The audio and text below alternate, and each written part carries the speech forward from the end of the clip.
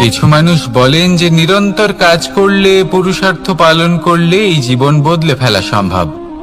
আজ আমি আপনাকে বোঝাবো যে এক মুহূর্ত, সময় আর সিদ্ধান্ত কতটা গুরুত্বপূর্ণ হয়। এক মুহূর্তই যথেষ্ট। একটা মুহূর্ত এত শক্তিশালী হতে পারে যে তা আপনার সমগ্র জীবন পাল্টে দিতে পারে। এমন এক সময় ছিল শ্রীরামের কাছে, যখন ওনাকে সিদ্ধান্ত নিতে হয় যে উনি নিজের পিতার আদেশ পালন করতে বনবাসে যাবেন নাকি যাবেন না। উনি সেই আদেশ পালন করেছিলেন, তারপর সময় অনুসারে উপযুক্ত সিদ্ধান্ত নিলেন। আর আজ সকলের মনে বসবাস করেন শ্রীরাম। আর অন্যদিকে আছে রাবণ। ওনার কাছে একটা সময় ছিল, একটা সুযোগ ছিল নিজের প্রারব্ধকে শুভ করে তোলার। উনি ভুল করলেন আর মৃত্যু লাভ করলেন। নির্বাচন সবসময় আপনার হাতে, শুধু আপনাকে সময়কে বুঝতে হবে, সেই মুহূর্তকে বুঝতে হবে আর উচিত সিদ্ধান্ত নিতে হবে, ব্যাস। বুঝতে শিখুন এই সময়ের দাবি কি, বুঝতে শিখুন এই সময়ের ইচ্ছে কি, আর উচিত সিদ্ধান্ত নিন। আর আমার সাথে ভালোবেসে বলুন, রাধা রাধা। জ্ঞান এবং অহংকার, এই দুইয়ের মধ্যে সম্পর্ক কোথায়? সম্পর্ক ঠিক সেরকম যেরকম হাত এবং কাঁকনের, যেমন চোখ এবং দৃষ্টির সম্পর্ক। এবার আপনি বলবেন, এ আমি কি বলছি? জ্ঞান এবং অহংকারের এমন সম্পর্ক কি করে হতে পারে? দেখুন, যে ব্যক্তি জ্ঞানী, যার কাছে জ্ঞান রয়েছে এবং তিনি জানেন যে তার কাছে জ্ঞান রয়েছে, তার মধ্যে নিজে থেকেই অহংবোধ জাগ্রত হয়। খুব কম সংখ্যক এমন জ্ঞানী ব্যক্তি আছেন যারা নিজেদের অহংকারের বিষয়ে আঁচ করতে পারেন। প্রকৃত জ্ঞানী হলেন তিনি, যিনি নিজের জ্ঞানের সদ্ব্যবহার করে অহংকারকে দূর করেন। উচিত সময় বুঝে যান, নিজের অন্তর যাচাই করে এই বিষয়টা দেখেন যে তার অন্তরে অহংবোধ জাগ্রত হচ্ছে এবং নিজেকে সেখানেই থামিয়ে দেন, যাতে অহংকারের পথে তিনি অগ্রসর না হয়ে যান। এই অহংকার কখন উচিত, কখন অনুচিত, কখন প্রয়োগ করা উচিত, উচিত নয়, কখন বাধা দেওয়া উচিত, এটা শেখা অত্যন্ত প্রয়োজনীয়। আর যদি এটা আপনি শিখতে পারেন, তাহলে আপনি একজন জ্ঞানীও হয়ে উঠবেন এবং সুখীও থাকবেন। তাই মনে রাখবেন, এই জ্ঞান নিয়ে কখনোই অহংকার করবেন না, বরং সবসময় নিজের অহংবোধের বিষয়ে প্রকৃত ধারণা রাখবেন। আসুন আমার সাথে ভালোবেসে বলুন, রাধা রাধা। আমাদের জীবনে 7 ধরনের সুখ আছে, আর সেগুলো লাভ করার জন্য আমরা অত্যন্ত প্রচেষ্টা করি। কিন্তু কোনো প্রচেষ্টা করার পূর্বে তা কিভাবে করব সেটা বোঝা খুব প্রয়োজন, আর সেখানেই আমরা ভুল করে থাকি। যে কাজটা আমাদের পরে করা উচিত, সেটাই আমরা আগে করে বসি। আপনাকে স্পষ্ট করে বোঝাই, প্রত্যেক সুখের সাথে 2টি ক্রিয়া জড়িত থাকে। এবার যখন আমরা ধনের কথা বলি, তখনও 2টি ক্রিয়া জুড়ে থাকে। প্রথম ক্রিয়া হলো ধন অর্জন করা, দ্বিতীয় ক্রিয়া হলো ধনের ব্যবহার করা। আর জীবনে ধনের ব্যবহার করার পূর্বে ধন কিভাবে অর্জন করতে হয় তা শেখা অত্যন্ত প্রয়োজনীয়। আমরা মন্দিরে যাই, ভগবানের আরাধনা করি, তার জন্য পুজো করি, ওনাকে প্রসন্ন করতে চাই, কিন্তু তার আগে ভগবানের ওপর আস্থা রাখা প্রয়োজনীয়। যদি আপনার অটল বিশ্বাস থাকে, তবেই আপনি প্রকৃত ভক্ত হয়ে উঠতে পারবেন। এবার যদি আপনি বক্তা হয়ে থাকেন, শ্রেষ্ঠ বক্তা হতে চান, এই সংসারের সামনে নিজের বক্তব্য রাখতে চান, তাহলে কথা বলার পূর্বে কথা শুনতে শিখুন।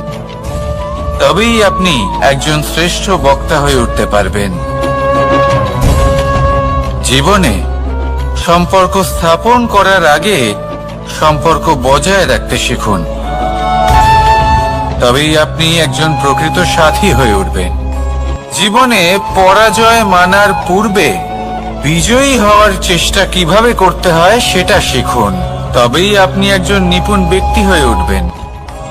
অন্তিম এবং সবথেকে গুরুত্বপূর্ণ কথা, জীবনে ভালোবাসা লাভ করার পূর্বে ভালোবাসা প্রদান করতে শিখুন, তবেই আপনি একজন প্রকৃত প্রেমী হয়ে উঠবেন।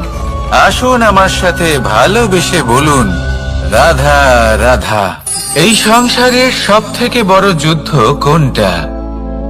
দেব-অসুরের যুদ্ধ যা অনেক বছর ধরে চলেছিল, নাকি রাম রাবণের যুদ্ধ, নাকি মহাভারত? না, সংসারের সব থেকে বড় যুদ্ধ হলো সেইটা যা নিজের সাথে লড়া হয়, নিজের মনের সাথে লড়া হয়, নিজের অন্তরের সাথে লড়া হয়। এটাই সব থেকে বড় যুদ্ধ। এবার নিজেই দেখুন আপনার সব থেকে বড় শত্রুকে। আপনার স্বার্থ, আপনার কামনাগুলি, আপনার অহংকারগুলি, যা আপনাকেই নষ্ট করে দেয়। যদি এদের ওপর আপনি বিজয় লাভ করতে পারেন, তাহলে ধরে নিন এই সংসারে সবার ওপরে আপনি বিজয় লাভ করতে পারবেন। এই সংসারে কেউ আপনাকে পরাজিত করতে পারবে না, কিন্তু তার জন্য প্রয়োজন অনুভূতির। অনুভূতি ভালোবাসার, অনুভূতি অনুপ্রেরণার। যে ব্যক্তি ভালোবাসতে পারেন এবং প্রেরণা দিতে পারেন, তিনি চিরকাল জয়লাভ করতে পারেন।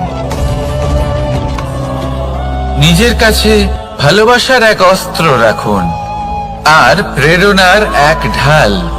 জীবনে কেউ আপনাকে পরাজিত করতে পারবে না। আসুন আর আমার সাথে ভালোবেসে বলুন, রাধা রাধা। সৌন্দর্য।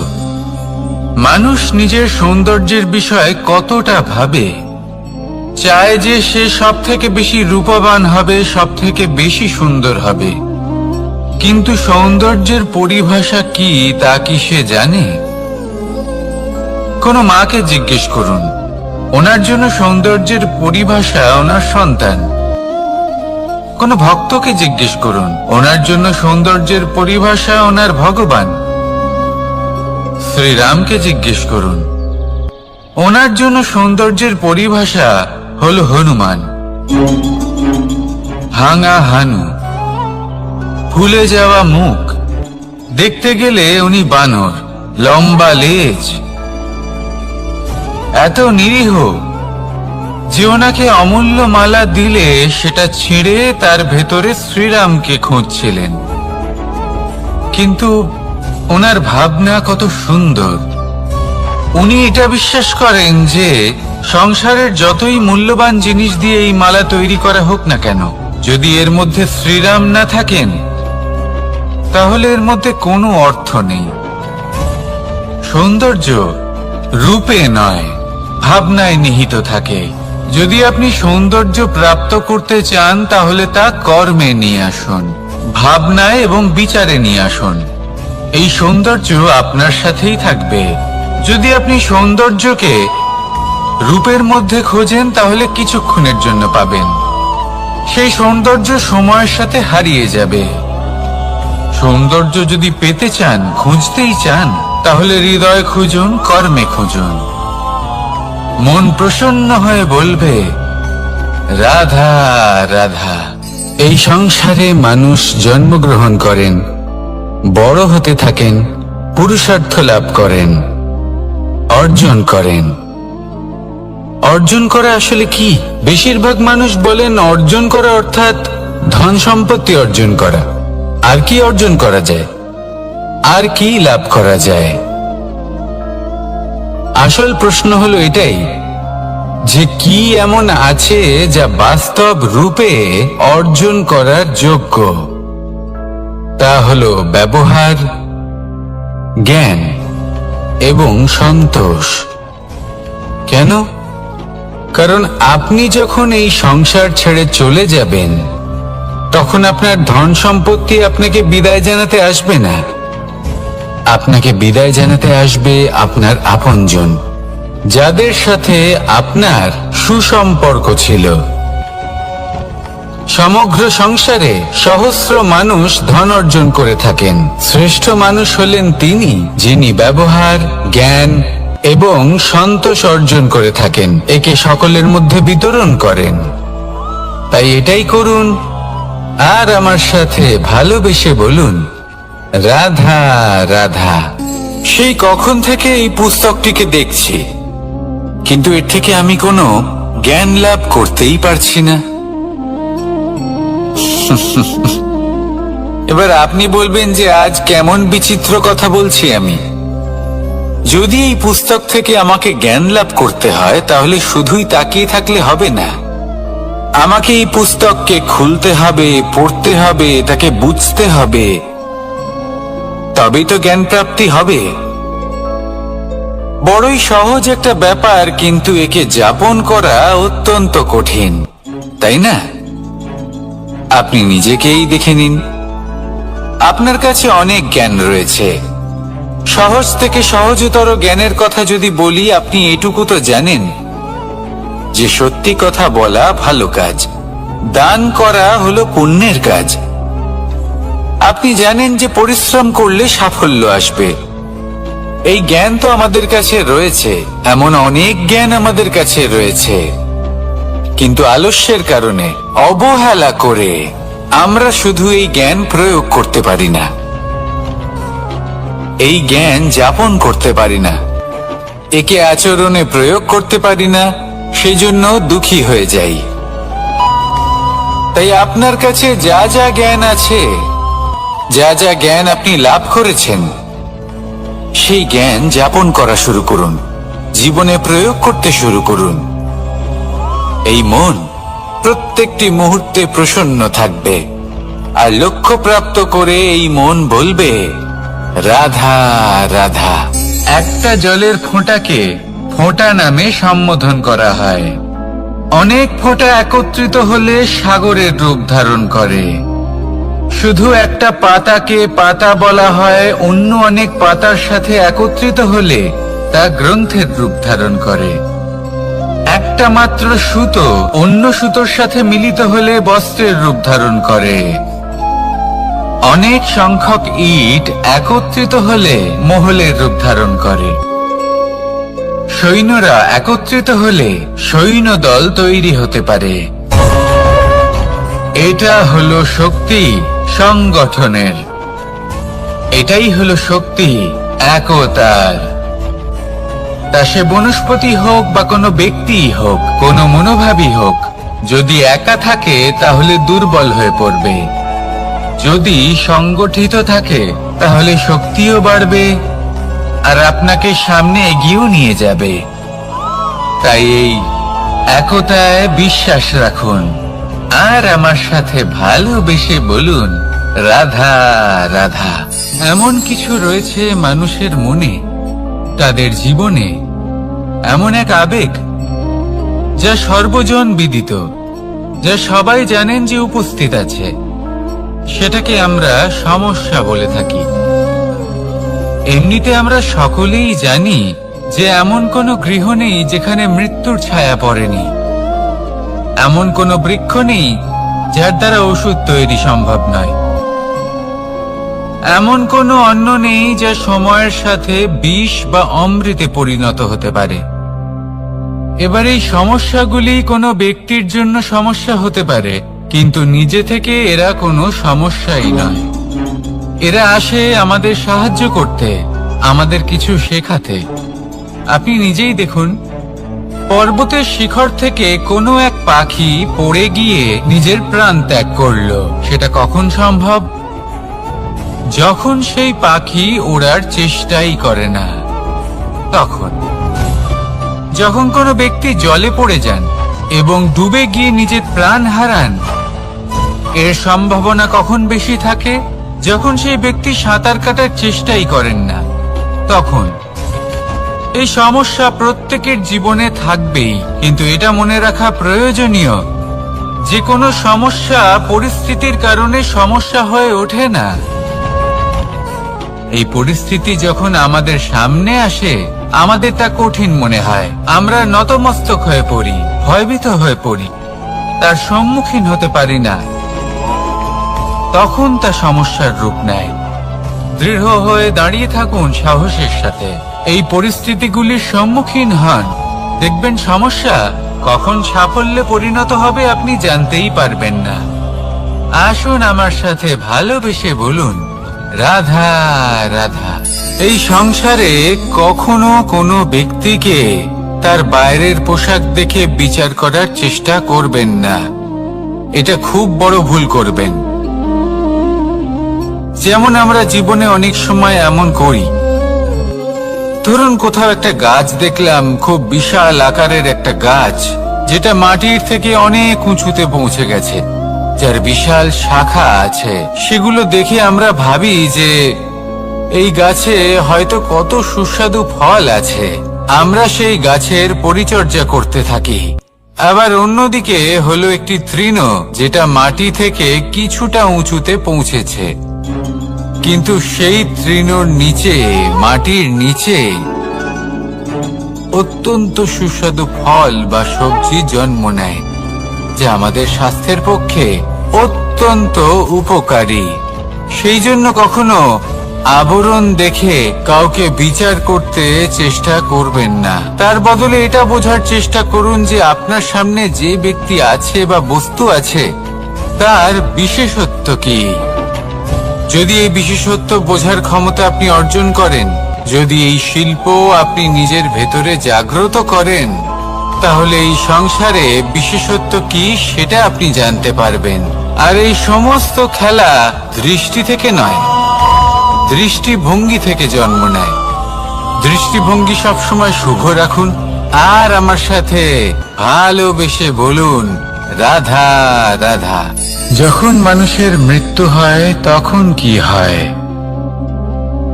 অনেক সংখ্যক মানুষ শোক পালন করতে চলে আসেন। যে ব্যক্তি মৃত্যু লাভ করেছেন তার অনেক বস্তু থাকে যেগুলো তার প্রিয়, যেগুলো তিনি ব্যবহার করেছেন। তার শয্যা, তার বস্ত্র, তার আভূষণ সবকিছু তার থেকে বিচ্ছিন্ন করা হয় এবং খালি হাতে তাকে শ্মশানের উদ্দেশ্যে রওনা করা হয়। আমি আপনাকে এই প্রশ্ন করতে চাই, আপনি এই সংসারে কি অর্জন করেছেন? ধন সম্পত্তি, বস্ত্র, আভূষণ, এই সব কিছু যে আপনি অর্জন করেছেন, আপনার মৃত্যুর পরে তা আপনার থেকে দূর হয়ে যাবে। এর উত্তর হলো একটাই, আপনার কর্ম।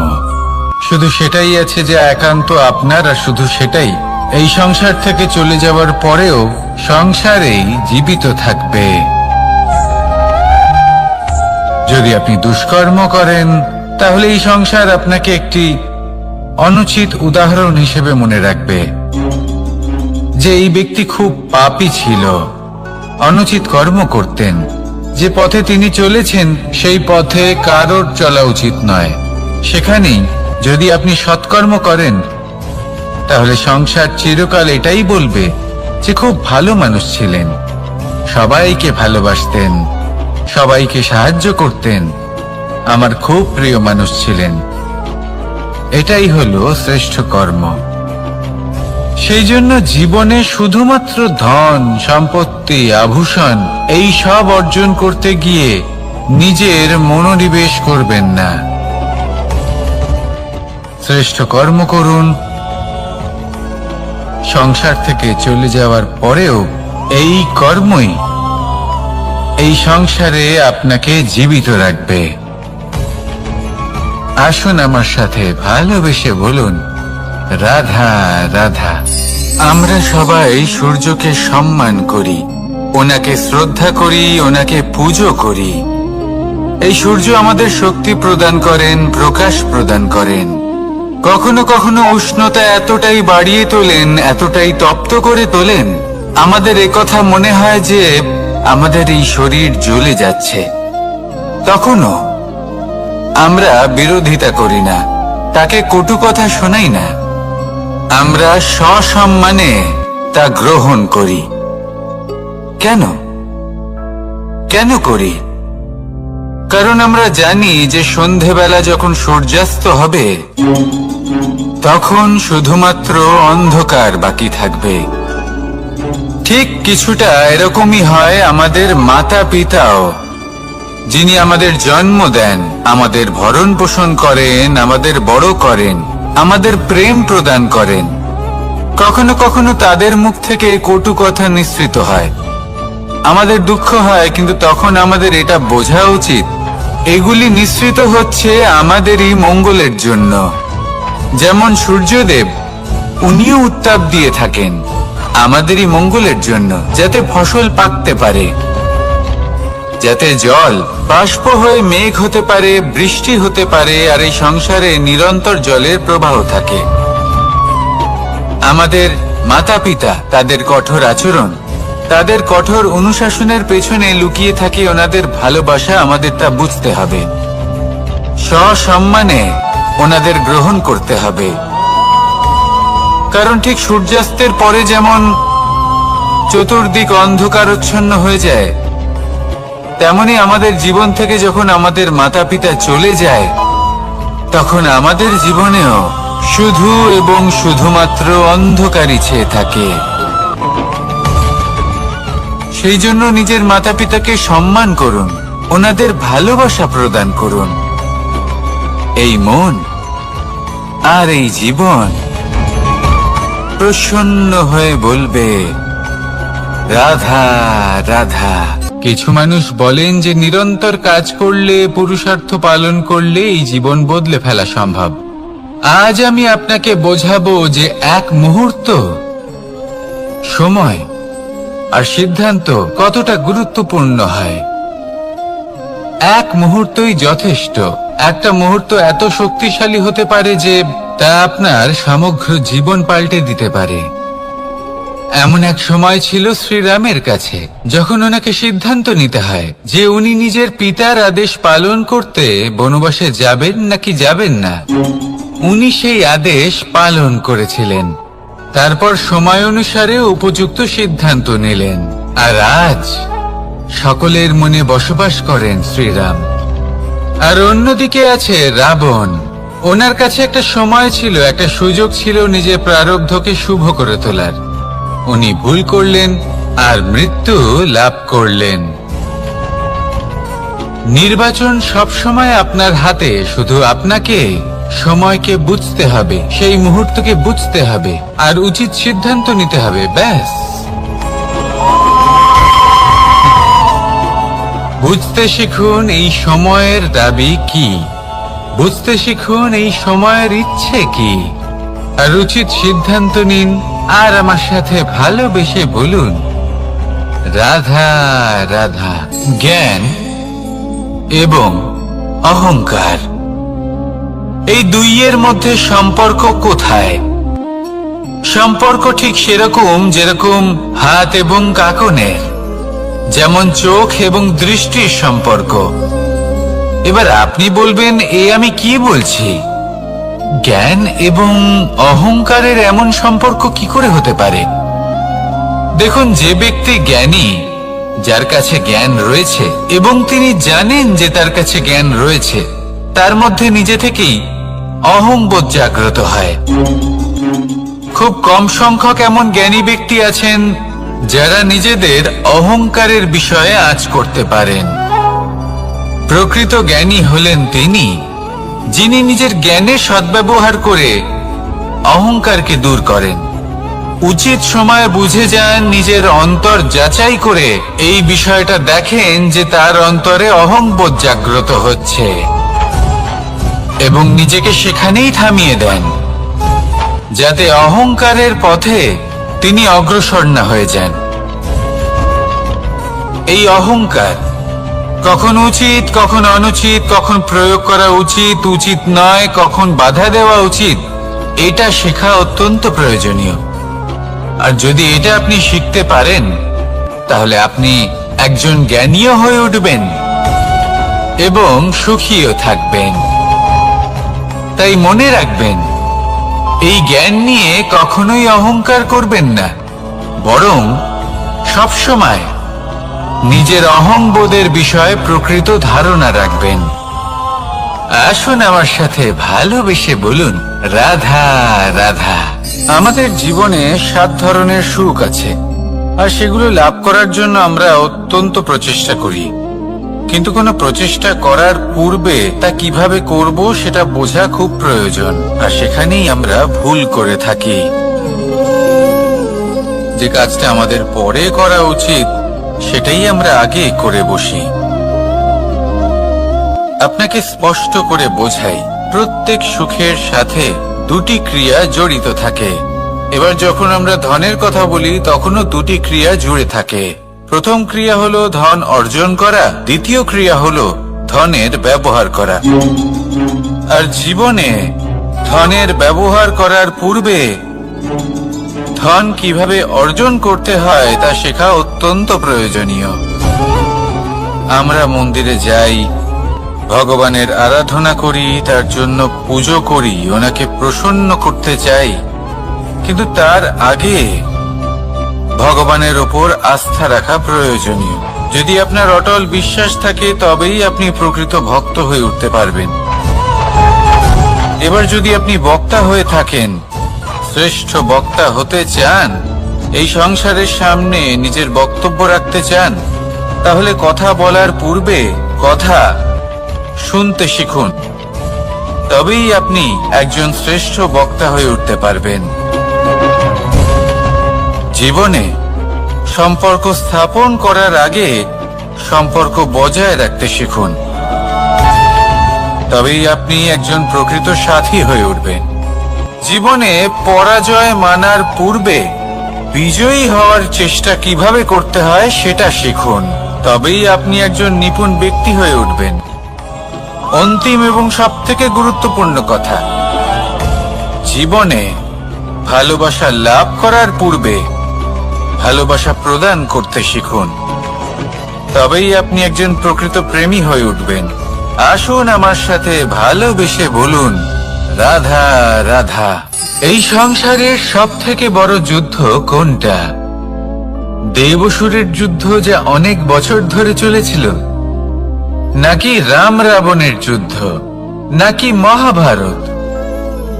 না, সংসারের সবথেকে বড় যুদ্ধ হলো সেইটা যা নিজের সাথে লড়া হয়, নিজের মনের সাথে লড়া হয়, নিজের অন্তরের সাথে লড়া হয়।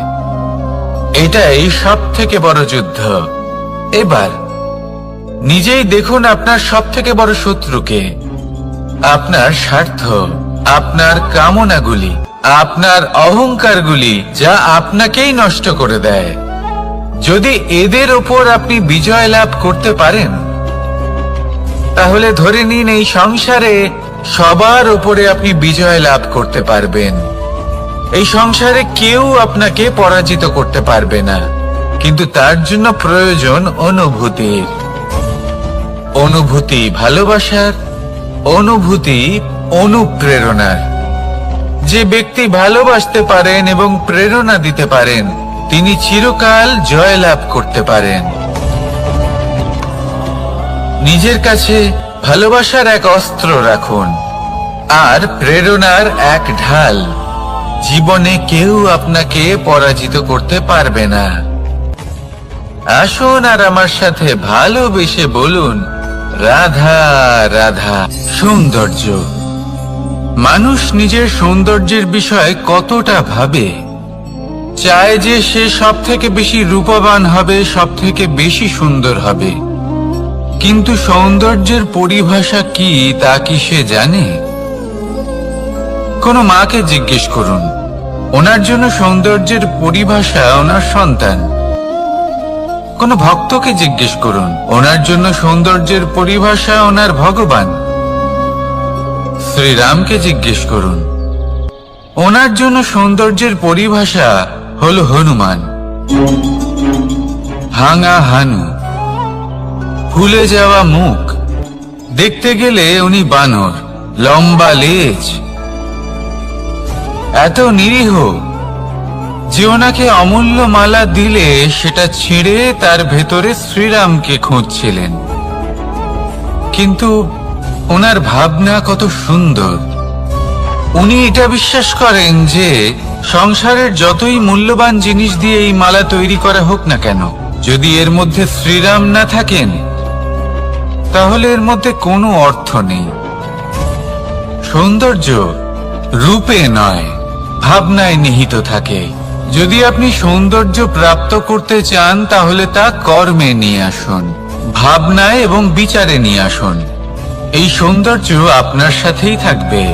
যদি আপনি সৌন্দর্যকে রূপের মধ্যে খোঁজেন তাহলে কিছুক্ষণের জন্য পাবেন, সেই সৌন্দর্য সময়ের সাথে হারিয়ে যাবে। সৌন্দর্য যদি পেতে চান, খুঁজতেই চান, তাহলে হৃদয় খুঁজুন, কর্মে খুঁজুন। মন প্রসন্ন হয়ে বলবে রাধা রাধা। এই সংসারে মানুষ জন্মগ্রহণ করেন, বড় হতে থাকেন, পুরুষার্থ লাভ করেন, অর্জন করেন।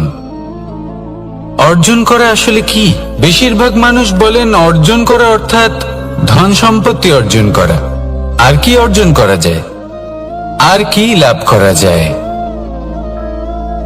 আসল প্রশ্ন হলো এটাই যে কি এমন আছে যা বাস্তব রূপে অর্জন করার যোগ্য। তা হলো ব্যবহার, জ্ঞান এবং সন্তোষ। কেন? কারণ আপনি যখন এই সংসার ছেড়ে চলে যাবেন তখন আপনার ধন সম্পত্তি আপনাকে বিদায় জানাতে আসবে না। আপনাকে বিদায় জানাতে আসবে আপনার আপনজন, যাদের সাথে আপনার সুসম্পর্ক ছিল। সমগ্র সংসারে সহস্র মানুষ ধন অর্জন করে থাকেন। শ্রেষ্ঠ মানুষ হলেন তিনি যিনি ব্যবহার, জ্ঞান এবং সন্তোষ অর্জন করে থাকেন, একে সকলের মধ্যে বিতরণ করেন। তাই এটাই করুন আর আমার সাথে ভালোবেসে বলুন রাধা রাধা। সেই কখন থেকে এই পুস্তকটিকে দেখছি, কিন্তু এর থেকে আমি কোনো জ্ঞান লাভ করতেই পারছি না। এবার আপনি বলবেন যে আজ কেমন বিচিত্র কথা বলছি আমি। যদি এই পুস্তক থেকে আমাকে জ্ঞান লাভ করতে হয় তাহলে শুধুই তাকিয়ে থাকলে হবে না। আমাকে এই পুস্তককে খুলতে হবে, পড়তে হবে, তাকে বুঝতে হবে, তবেই তো জ্ঞান প্রাপ্তি হবে। বড়ই সহজ একটা ব্যাপার, কিন্তু একে যাপন করা অত্যন্ত কঠিন, তাই না? আপনি নিজেকেই দেখে নিন। আপনার কাছে অনেক জ্ঞান রয়েছে। সহজ থেকে সহজতর জ্ঞানের কথা যদি বলি, আপনি এটুকু তো জানেন যে সত্যি কথা বলা ভালো কাজ, দান করা হলো পুণ্যের কাজ। আপনি জানেন যে পরিশ্রম করলে সাফল্য আসবে। এই জ্ঞান তো আমাদের কাছে রয়েছে, এমন অনেক জ্ঞান আমাদের কাছে রয়েছে, কিন্তু আলস্যের কারণে, অবহেলা করে আমরা শুধু এই জ্ঞান প্রয়োগ করতে পারি না, এই জ্ঞান যাপন করতে পারি না, একে আচরণে প্রয়োগ করতে পারি না, সেজন্য দুঃখী হয়ে যাই। তাই আপনার কাছে যা যা জ্ঞান আছে, যা যা জ্ঞান আপনি লাভ করেছেন, সেই জ্ঞান যাপন করা শুরু করুন, জীবনে প্রয়োগ করতে শুরু করুন। এই মন প্রত্যেকটি মুহূর্তে প্রসন্ন থাকবে, আর লক্ষ্য প্রাপ্ত করে এই মন বলবে রাধা রাধা। একটা জলের ফোঁটাকে ফোঁটা নামে সম্বোধন করা হয়। অনেক ফোঁটা একত্রিত হলে সাগরের রূপ ধারণ করে। শুধু একটা পাতাকে পাতা বলা হয়, অন্য অনেক পাতার সাথে একত্রিত হলে তা গ্রন্থের রূপ ধারণ করে। একটা মাত্র সুতো অন্য সুতোর সাথে মিলিত হলে বস্ত্রের রূপ ধারণ করে। অনেক সংখ্যক ইট একত্রিত হলে মহলের রূপ ধারণ করে। সৈন্যরা একত্রিত হলে সৈন্যদল তৈরি হতে পারে। এটা হলো শক্তি সংগঠনের, এটাই হলো শক্তি একতার। তা সে বনস্পতি হোক বা কোনো ব্যক্তিই হোক, কোনো মনোভাবই হোক, যদি একা থাকে তাহলে দুর্বল হয়ে পড়বে। যদি সংগঠিত থাকে তাহলে শক্তিও বাড়বে আর আপনাকে সামনে এগিয়েও নিয়ে যাবে। তাই এই একতায় বিশ্বাস রাখুন আর আমার সাথে ভালোবেসে বলুন, রাধা রাধা। এমন কিছু রয়েছে মানুষের মনে, তাদের জীবনে এমন এক আবেগ যা সর্বজন বিদিত, যা সবাই জানেন যে উপস্থিত আছে। সেটাকে আমরা সমস্যা বলে থাকি। এমনিতে আমরা সকলেই জানি যে এমন কোনো গৃহ নেই যেখানে মৃত্যুর ছায়া পড়েনি, এমন কোনো বৃক্ষ নেই যার দ্বারা ওষুধ তৈরি সম্ভব নয়, এমন কোনো অন্ন নেই যা সময়ের সাথে বিষ বা অমৃতে পরিণত হতে পারে। এবার এই সমস্যাগুলি কোনো ব্যক্তির জন্য সমস্যা হতে পারে, কিন্তু নিজে থেকে এরা কোনো সমস্যাই নয়। এরা আসে আমাদের সাহায্য করতে, আমাদের কিছু শেখাতে। আপনি নিজেই দেখুন, পর্বতের শিখর থেকে কোনো এক পাখি পড়ে গিয়ে নিজের প্রাণ ত্যাগ করলো। সেটা কখন সম্ভব? যখন সেই পাখি ওড়ার চেষ্টাই করে না। তখন যখন কোনো ব্যক্তি জলে পড়ে যান এবং ডুবে গিয়ে নিজের প্রাণ হারান, এর সম্ভাবনা কখন বেশি থাকে? যখন সেই ব্যক্তি সাঁতার কাটার চেষ্টাই করেন না। তখন এই সমস্যা প্রত্যেকের জীবনে থাকবেই, কিন্তু এটা মনে রাখা প্রয়োজনীয় যে কোনো সমস্যা পরিস্থিতির কারণে সমস্যা হয়ে ওঠে না। এই পরিস্থিতি যখন আমাদের সামনে আসে, আমাদের তা কঠিন মনে হয়, আমরা নতমস্তক হয়ে পড়ি, ভয়ভীত হয়ে পড়ি, তার সম্মুখীন হতে পারি না। তখন তা সমস্যার রূপ নেয়। দৃঢ় হয়ে দাঁড়িয়ে থাকুন সাহসের সাথে, এই পরিস্থিতিগুলির সম্মুখীন হন। দেখবেন সমস্যা কখন সাফল্যে পরিণত হবে আপনি জানতেই পারবেন না। আসুন আমার সাথে ভালোবেসে বলুন, রাধা রাধা। এই সংসারে কখনো কোনো ব্যক্তিকে তার বাইরের পোশাক দেখে বিচার করার চেষ্টা করবেন না, এটা খুব বড় ভুল করবেন। যেমন আমরা জীবনে অনেক সময় এমন করি, ধরুন কোথাও একটা গাছ দেখলাম, খুব বিশাল আকারের একটা গাছ, যেটা মাটির থেকে অনেক উঁচুতে পৌঁছে গেছে, যার বিশাল শাখা আছে। সেগুলো দেখে আমরা ভাবি যে এই গাছে হয়তো কত সুস্বাদু ফল আছে। আমরা সেই গাছের পরিচর্যা করতে থাকি। আবার অন্যদিকে হলো একটি তৃণ, যেটা মাটি থেকে কিছুটা উঁচুতে পৌঁছেছে, কিন্তু সেই তৃণর নিচে, মাটির নিচে অত্যন্ত সুস্বাদু ফল বা সবজি জন্ম নেয়, যা আমাদের স্বাস্থ্যের পক্ষে অত্যন্ত উপকারী। সেই জন্য কখনো আবরণ দেখে কাউকে বিচার করতে চেষ্টা করবেন না। তার বদলে এটা বোঝার চেষ্টা করুন যে আপনার সামনে যে ব্যক্তি আছে বা বস্তু আছে, তার বিশেষত্ব কি। যদি এই বিশেষত্ব বোঝার ক্ষমতা আপনি অর্জন করেন, যদি এই শিল্প আপনি নিজের ভেতরে জাগ্রত করেন, তাহলে এই সংসারে বিশেষত্ব কি সেটা আপনি জানতে পারবেন। আর এই সমস্ত খেলা দৃষ্টি থেকে নয়, দৃষ্টিভঙ্গি থেকে জন্ম নেয়। দৃষ্টিভঙ্গি সবসময় শুভ রাখুন আর আমার সাথে ভালোবেসে বলুন, রাধা রাধা। যখন মানুষের মৃত্যু হয় তখন কি হয়? অনেক সংখ্যক মানুষ শোক পালন করতে চলে আসেন। যে ব্যক্তি মৃত্যু লাভ করেছেন তার অনেক বস্তু থাকে যেগুলো তার প্রিয়, যেগুলো তিনি ব্যবহার করেছেন। তার শয্যা, তার বস্ত্র, তার আভূষণ সবকিছু তার থেকে বিচ্ছিন্ন করা হয় এবং খালি হাতে তাকে শ্মশানের উদ্দেশ্যে রওনা করা হয়। আমি আপনাকে এই প্রশ্ন করতে চাই, আপনি এই সংসারে কি অর্জন করেছেন? ধন সম্পত্তি, বস্ত্র, আভূষণ, এই সবকিছু যে আপনি অর্জন করেছেন, আপনার মৃত্যুর পরে তা আপনার থেকে দূর হয়ে যাবে। এর উত্তর হলো একটাই, আপনার কর্ম। শুধু সেটাই আছে যে একান্ত আপনার, আর শুধু সেটাই এই সংসার থেকে চলে যাওয়ার পরেও সংসারেই জীবিত থাকবে। যদি আপনি দুষ্কর্ম করেন, তাহলে এই সংসার আপনাকে একটি অনুচিত উদাহরণ হিসেবে মনে রাখবে যে এই ব্যক্তি খুব পাপী ছিল, অনুচিত কর্ম করতেন। যে পথে তিনি চলেছেন সেই পথে কারোর চলা উচিত নয়। সেখানেই যদি আপনি সৎকর্ম করেন, তাহলে সংসার চিরকাল এটাই বলবে যে খুব ভালো মানুষ ছিলেন, সবাইকে ভালোবাসতেন, সবাইকে সাহায্য করতেন, আমার খুব প্রিয় মানুষ ছিলেন। এটাই হলো শ্রেষ্ঠ কর্ম।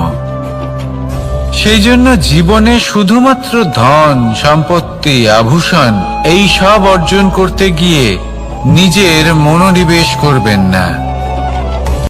কেউ বলে জীবন খুব ক্ষণস্থায়ী, কেউ বলে জীবন হলো একটা সুন্দর স্বপ্নের মতো, আবার কেউ বলবে জীবন হলো এক কঠোর সত্য। কিন্তু জীবন আসলে কি? জীবন হলো আপনারই প্রতিবিম্ব, একটা দর্পণ। অর্থাৎ আপনি জীবনকে সেইভাবেই পাবেন যেরকম আপনি নিজেকে প্রতিপন্ন করবেন। যদি আপনি দর্পণের দিকে তাকিয়ে হাসেন, তাহলে আপনি সামনে হাসি মুখী দেখতে পাবেন।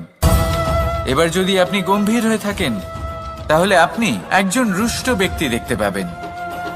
শেষে সবথেকে বেশি গুরুত্বপূর্ণ হলো আপনার চেষ্টা। আপনাকে সবসময় চেষ্টা করতে হবে যাতে আপনি নিজেকে প্রসন্ন এবং ইতিবাচক মনোভাবে রাখেন। এটা হলো আপনারই উত্তরদায়িত্ব, তাকে পালন করুন। এই মনকে প্রসন্ন রাখুন, এই সংসারকে সুন্দর বলে মনে হবে। আর এই মন প্রসন্ন হয়ে বলবে, রাধা রাধা।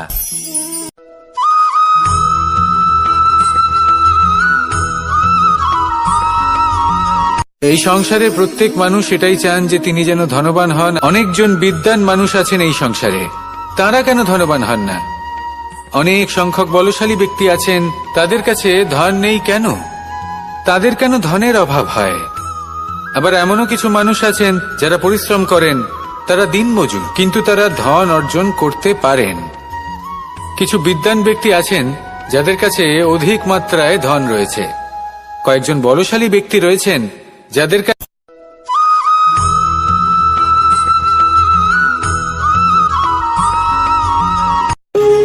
যখন মানুষের মৃত্যু হয় তখন কি হয়? অনেক সংখ্যক মানুষ শোক পালন করতে চলে আসেন। যে ব্যক্তি মৃত্যু লাভ করেছেন তার অনেক বস্তু থাকে যেগুলো তার প্রিয়, যেগুলো তিনি ব্যবহার করেছেন। তার শয্যা, তার বস্ত্র, তার আভূষণ সবকিছু তার থেকে বিচ্ছিন্ন করা হয় এবং খালি হাতে তাকে শ্মশানের উদ্দেশ্যে রওনা করা হয়। আমি আপনাকে এই প্রশ্ন করতে চাই, আপনি এই সংসারে কি অর্জন করেছেন? ধন, সম্পত্তি, বস্ত্র, আভূষণ, এই সবকিছু যে আপনি অর্জন করেছেন, আপনার মৃত্যুর পরে তা আপনার থেকে দূর হয়ে যাবে। এর উত্তর হলো একটাই, আপনার কর্ম। শুধু সেটাই আছে যে একান্ত আপনার, আর শুধু সেটাই এই সংসার থেকে চলে যাওয়ার পরেও সংসারেই জীবিত থাকবে। যদি আপনি দুষ্কর্ম করেন, তাহলে এই সংসার আপনাকে একটি অনুচিত উদাহরণ হিসেবে মনে রাখবে যে এই ব্যক্তি খুব পাপী ছিল, অনুচিত কর্ম করতেন। যে পথে তিনি চলেছেন সেই পথে কারোর চলা উচিত নয়। সেখানেই যদি আপনি সৎকর্ম করেন, তাহলে সংসার চিরকাল এটাই বলবে যে খুব ভালো মানুষ ছিলেন, সবাইকে ভালোবাসতেন, সবাইকে সাহায্য করতেন, আমার খুব প্রিয় মানুষ ছিলেন। এটাই হলো শ্রেষ্ঠ কর্ম। সেই জন্য জীবনে শুধুমাত্র ধন, সম্পত্তি, আভূষণ এই সব অর্জন করতে গিয়ে নিজের মনোনিবেশ করবেন না। শ্রেষ্ঠ কর্ম করুন। সংসার থেকে চলে যাওয়ার পরেও এই কর্মই এই সংসারে আপনাকে জীবিত রাখবে। আসুন আমার সাথে ভালোবেসে বলুন, রাধা রাধা।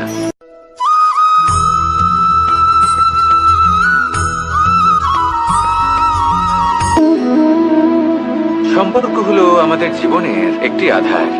কিছু সম্পর্ক এমন যা আমরা জন্মসূত্রে লাভ করি, যেমন পরিবার, মা, বাবা। কিছু সম্পর্ক আছে যা আমরা জীবনে অর্জন করে থাকি। তা সে প্রেমের হোক, স্নেহের হোক বা বন্ধুত্বের। এই সকল সম্পর্ক লাভ করার বা গড়ে তোলার 5টি ধাপ রয়েছে। প্রথম ধাপ, কোনো ব্যক্তির সাথে আলাপ হওয়া, তার সাথে কথা বলা বা তাকে দেখা। দ্বিতীয় ধাপ, সে ব্যক্তিকে আমাদের ভালো লাগা। তৃতীয় ধাপ,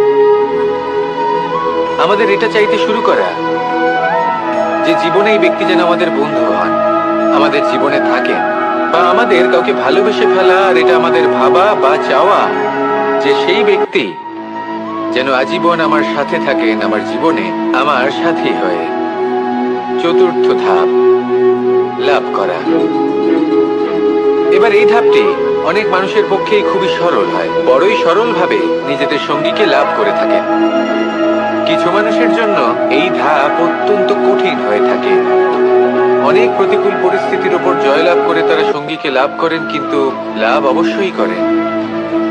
এরপরে আসে পঞ্চম, অন্তিম এবং সব থেকে গুরুত্বপূর্ণ ধাপ। সেটা হলো সেই সম্পর্ক পালন করা। এটা হলো এমন এক বিষয় যা প্রত্যেক মানুষের শেখা উচিত। যদি ব্যক্তি নিজের জীবনে সম্পর্ক রক্ষা করতে শিখে যান, তবে প্রত্যেক সম্পর্ক তার জীবনকে স্বর্গ করে তুলবে। আসুন আর আমার সাথে ভালোবেসে বলুন, রাধা রাধা।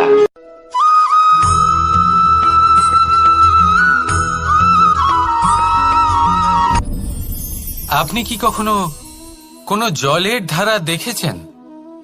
তার সামনে যতই মাটি থাকুক না কেন, যতই কাদা থাকুক না কেন, যখন এই জলের ধারা বইতে আরম্ভ করে দেয়, তাহলে নিজের মনের, নিজের ভাবনার, নিজের জীবনের যত অনাবশ্যক তত্ত্ব আছে, অনুপযোগী অংশ রয়েছে, অর্থাৎ অপরিষ্কার অংশ রয়েছে, তা নিজে থেকেই নির্মল হয়ে উঠবে। আর যেরকম জলের ধারা কখনো থেমে থাকে না, সব সময় বয়ে চলে, সেইভাবে আপনিও কখনোই থামবেন না। সবসময় বয়ে চলুন, এগোতে থাকুন। পথে যদি অনেক বিপদ আসে, সমস্যা আসে, থামবেন না, তার উপর নিরন্তর প্রহার করুন, নিরন্তর প্রয়াস করুন আর অগ্রসর হন। আপনি ভেবে দেখুন, এই জলের ধারা কখনো থেমে থাকে না, সবসময় বয়ে চলে, বিপদের সম্মুখীন হয়ে তাকে সাথে বয়ে নিয়ে চলে। সেই জন্য জলের ধারা, প্রবাহমান এই ধারা, এর থেকে কখনো দুর্গন্ধ আসে না, এতে কখনো ময়লা জমতে পারে না, বরং পালিত হয় সুন্দর প্রাণবন্ত জীবজন্তু, যেমন সুন্দর ছোট মাছ। তাই আপনিও এটাই করুন, কখনো থামবেন না, শুধু চলতে থাকুন, জলের ধারার মতো বইতে থাকুন। আপনি আপনার লক্ষ্য অবশ্যই খুঁজে পাবেন, আর তার সাথে নিজের অন্তরের যে মালিন্য রয়েছে তা আপনি নিজেই নিজের থেকে দূরে করে দেবেন। তাহলে আসুন আর আমার সাথে ভালোবেসে বলুন, রাধা রাধা।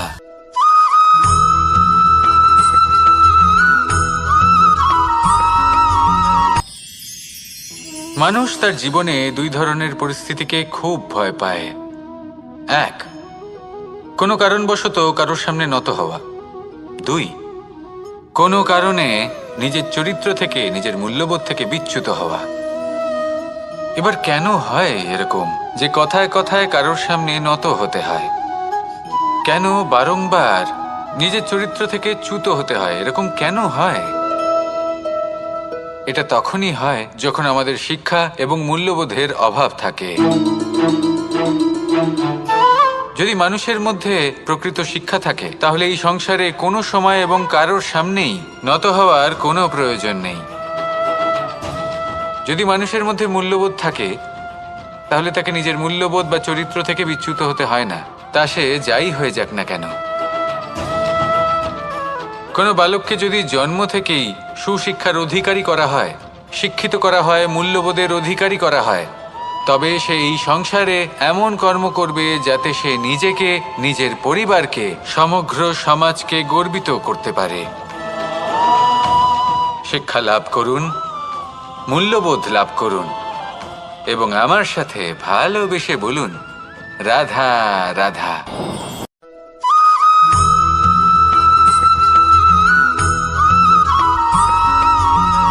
আপনি কখনো কোনো বাজকে নিজের বাসা বানাতে দেখেছেন?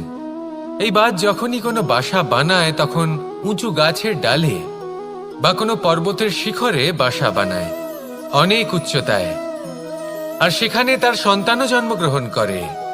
যখন এই সন্তানেরা জন্মায় তখন এই বাজ খুবই ভালোবেসে এবং খুব সাবধানে এদের পালন পোষণ করে।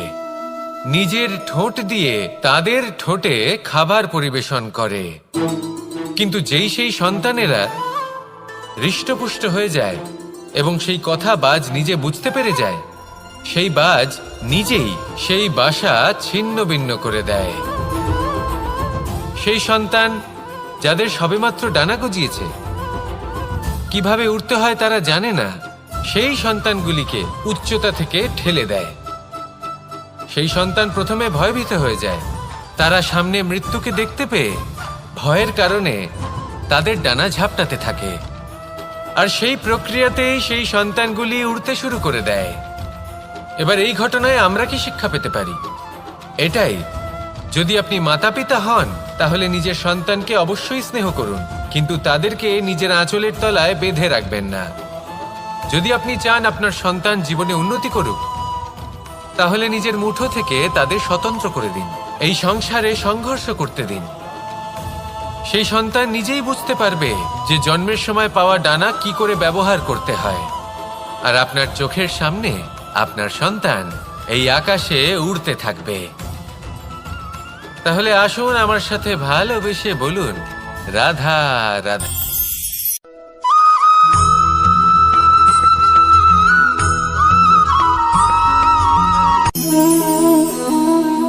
নিয়তি।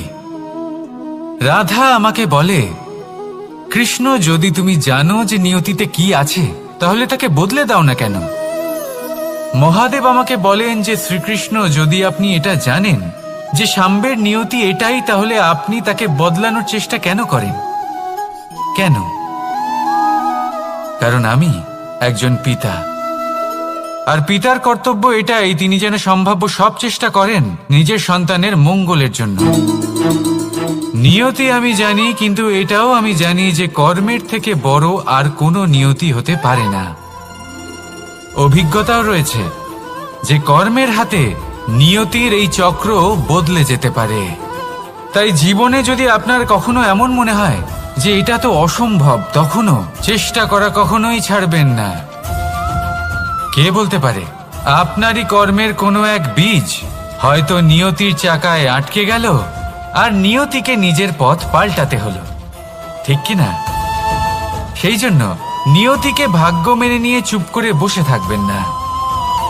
নিজের নিয়তি স্বয়ং নিজের কর্মের দ্বারা নির্ধারিত করুন, কারণ আপনার এই কর্মের ওপরেই আপনার অধিকার রয়েছে। আর এই অধিকারকে নিয়তি অনেক সময় সম্মানও করে। তাহলে আসুন আর আমার সাথে ভালোবেসে বলুন, রাধা রাধা।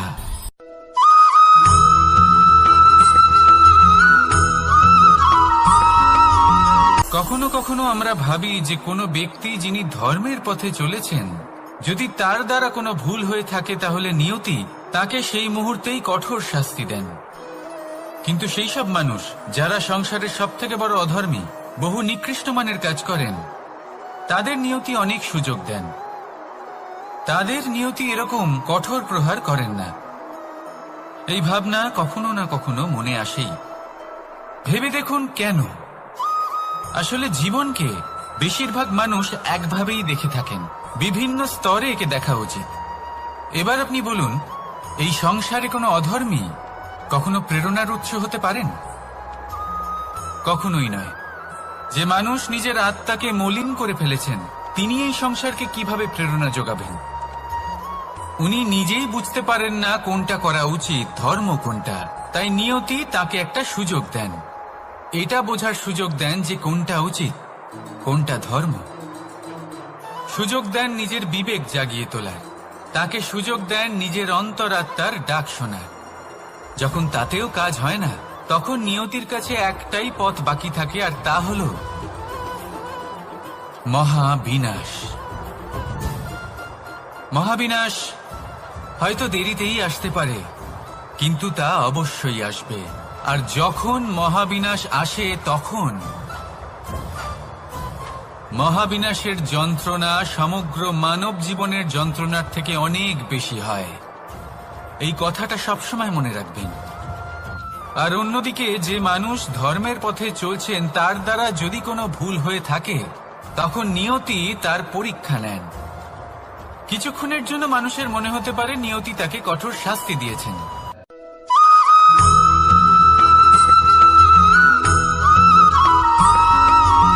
এই সংসারে কখনো কোনো ব্যক্তিকে তার বাইরের পোশাক দেখে বিচার করার চেষ্টা করবেন না। এটা খুব বড় ভুল করবেন। যেমন আমরা জীবনে অনেক সময় এমন করি, ধরুন কোথাও একটা গাছ দেখলাম, খুব বিশাল আকারের একটা গাছ, যেটা মাটির থেকে অনেক উঁচুতে পৌঁছে গেছে, যার বিশাল শাখা আছে। সেগুলো দেখে আমরা ভাবি যে এই গাছে হয়তো কত সুস্বাদু ফল আছে। আমরা সেই গাছের পরিচর্যা করতে থাকি। আবার অন্যদিকে হলো একটি তৃণ, যেটা মাটি থেকে কিছুটা উঁচুতে পৌঁছেছে, কিন্তু সেই তৃণর নিচে, মাটির নিচে অত্যন্ত সুস্বাদু ফল বা সবজি জন্ম নেয়, যা আমাদের স্বাস্থ্যের পক্ষে অত্যন্ত উপকারী। সেই জন্য কখনো আবরণ দেখে কাউকে বিচার করতে চেষ্টা করবেন না। তার বদলে এটা বোঝার চেষ্টা করুন যে আপনার সামনে যে ব্যক্তি আছে বা বস্তু আছে তার বিশেষত্ব কি। যদি এই বিশেষত্ব বোঝার ক্ষমতা আপনি অর্জন করেন, যদি এই শিল্প আপনি নিজের ভেতরে জাগ্রত করেন, তাহলে এই সংসারে বিশেষত্ব কি সেটা আপনি জানতে পারবেন। আর এই সমস্ত খেলা দৃষ্টি থেকে নয়, দৃষ্টিভঙ্গি থেকে জন্ম নেয়। দৃষ্টিভঙ্গি সবসময় শুভ রাখুন আর আমার সাথে ভালোবেসে বলুন, রাধা রাধা।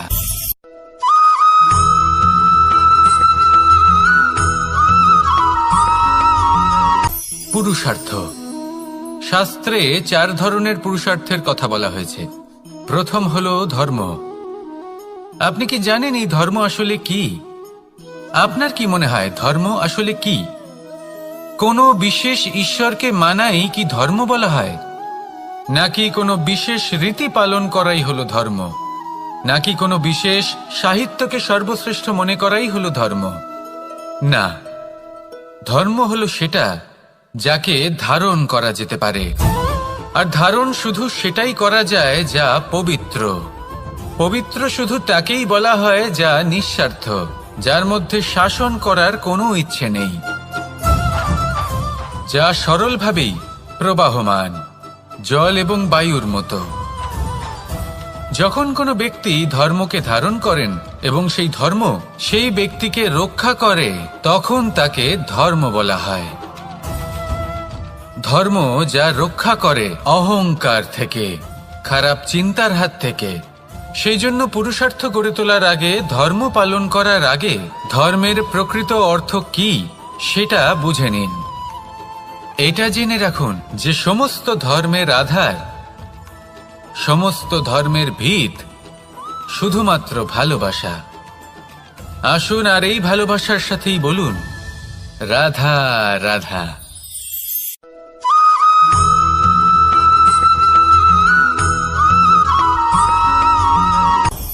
আপনি কখনো পর্বতের শিখরে উঠেছেন? আপনি দেখতে পাবেন পর্বতের পদতলে প্রচুর সুন্দর ফুল রয়েছে, সবুজ বনানী রয়েছে। যত আপনি ওপরে উঠতে থাকবেন তত ফুল কমতে থাকবে, সবুজ বনানী কমতে থাকবে। আরো কিছুটা ওপরে উঠলে কাঁটা জাতীয় গাছ দেখতে পাবেন, শুকনো গাছ দেখতে পাবেন। আরো যদি ওপরে ওঠেন তাহলে পাষাণ দেখতে পাবেন। আরো ওপরে উঠলে হিমখণ্ড দেখতে পাবেন। এই যে পর্বত, তা মনুষ্য জীবনের সবথেকে উত্তম উদাহরণ।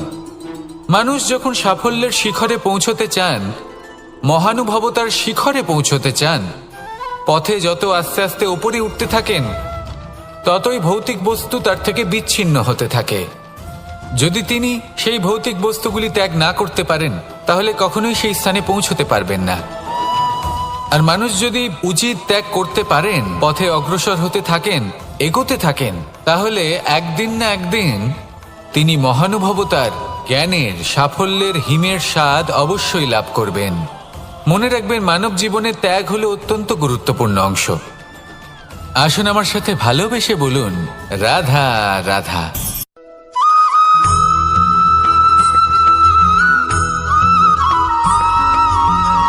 কেউ বলে জীবন খুব ক্ষণস্থায়ী, কেউ বলে জীবন হলো একটা সুন্দর স্বপ্নের মতো, আবার কেউ বলবে জীবন হলো এক কঠোর সত্য। কিন্তু জীবন আসলে কি? জীবন হলো আপনারই প্রতিবিম্ব, একটা দর্পণ। অর্থাৎ আপনি জীবনকে সেইভাবেই পাবেন যেরকম আপনি নিজেকে প্রতিপন্ন করবেন। যদি আপনি দর্পণের দিকে তাকিয়ে হাসেন, তাহলে আপনি সামনে হাসি মুখী দেখতে পাবেন। এবার যদি আপনি গম্ভীর হয়ে থাকেন, তাহলে আপনি একজন রুষ্ট ব্যক্তি দেখতে পাবেন। শেষে সবথেকে বেশি গুরুত্বপূর্ণ হলো আপনার চেষ্টা।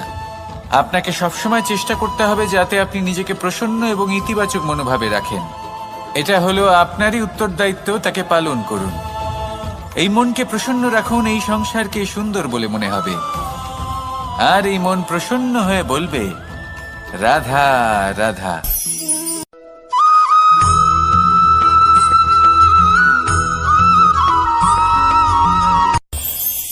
এই সংসারে আমরা প্রকাশ কোথা থেকে পাই? এর উত্তর বড়ই সরল।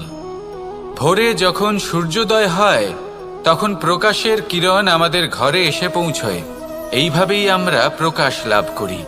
এবার এই প্রকাশের আলোতেই আমরা সারাদিনের কাজ সম্পন্ন করি। সন্ধে হয়ে যায়, সূর্যাস্তও হয়ে যায়। আর আমাদের ঘর যাতে অন্ধকার না হয়, তার জন্য আমরা একটা প্রদীপ প্রজ্বলিত করি। এটাই ঘটে আমাদের জীবনেও। এবার প্রবাহমান আয়ুর সাথে আমরা আমাদের অন্তরে যদি একটা প্রদীপ প্রজ্বলিত করে নিই, তাহলে বিষয়টাই অন্যরকম হবে। এবার আপনি বলবেন, কোন প্রকাশের কথা বলছি যে আমাদের অন্তরে জাগ্রত করা সম্ভব? আমাদের আত্মার মাঝে প্রেমের প্রকাশ জাগ্রত করার কথা বলছি। কারণ আমাদের এই জীবন, এও হলো দিনের আলোর মতো। আজ প্রকাশ আছে, কিন্তু কোনোদিন অবশ্যই অস্ত হবে। কিন্তু অস্ত হবার আগে যদি আমরা আমাদের আত্মার মাঝে প্রেমের এই প্রকাশ উজ্জ্বলিত করে নিই, তাহলে আমাদের সন্ধ্যাকালও আমরা আনন্দে এবং প্রেমে যাপন করব।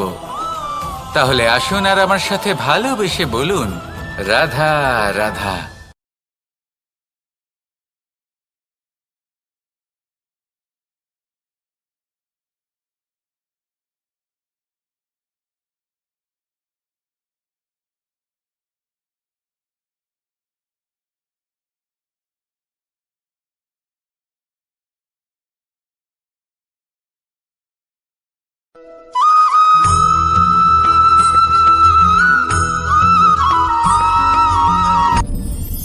আপনি কি কখনো কোনো জলের ধারা দেখেছেন? তার সামনে যতই মাটি থাকুক না কেন, যতই কাদা থাকুক না কেন, যখন এই জলের ধারা বইতে আরম্ভ করে দেয়, তাহলে নিজের মনের, নিজের ভাবনার, নিজের জীবনের যত অনাবশ্যক তত্ত্ব আছে, অনুপযোগী অংশ রয়েছে, অর্থাৎ অপরিষ্কার অংশ রয়েছে, তা নিজে থেকেই নির্মল হয়ে উঠবে। আর যেরকম জলের ধারা কখনো থেমে থাকে না, সব সময় বয়ে চলে, সেইভাবে আপনিও কখনোই থামবেন না। সবসময় বয়ে চলুন, এগোতে থাকুন। পথে যদি অনেক বিপদ আসে, সমস্যা আসে, থামবেন না। তার উপর নিরন্তর প্রহার করুন, নিরন্তর প্রয়াস করুন, আর অগ্রসর হন। আপনি ভেবে দেখুন, এই জলের ধারা কখনো থেমে থাকে না, সবসময় বয়ে চলে, বিপদের সম্মুখীন হয়ে তাকে সাথে বয়ে নিয়ে চলে। সেই জন্য জলের ধারা, প্রবাহমান এই ধারা, এর থেকে কখনো দুর্গন্ধ আসে না, এতে কখনো ময়লা জমতে পারে না, বরং পালিত হয় সুন্দর প্রাণবন্ত জীবজন্তু, যেমন সুন্দর ছোট মাছ। তাই আপনিও এটাই করুন, কখনো থামবেন না, শুধু চলতে থাকুন, জলের ধারার মতো বইতে থাকুন। আপনি আপনার লক্ষ্য অবশ্যই খুঁজে পাবেন, আর তার সাথে নিজের অন্তরের যে মালিন্য রয়েছে, তা আপনি নিজেই নিজের থেকে দূরে করে দেবেন। তাহলে আসুন আর আমার সাথে ভালোবেসে বলুন, রাধা রাধা।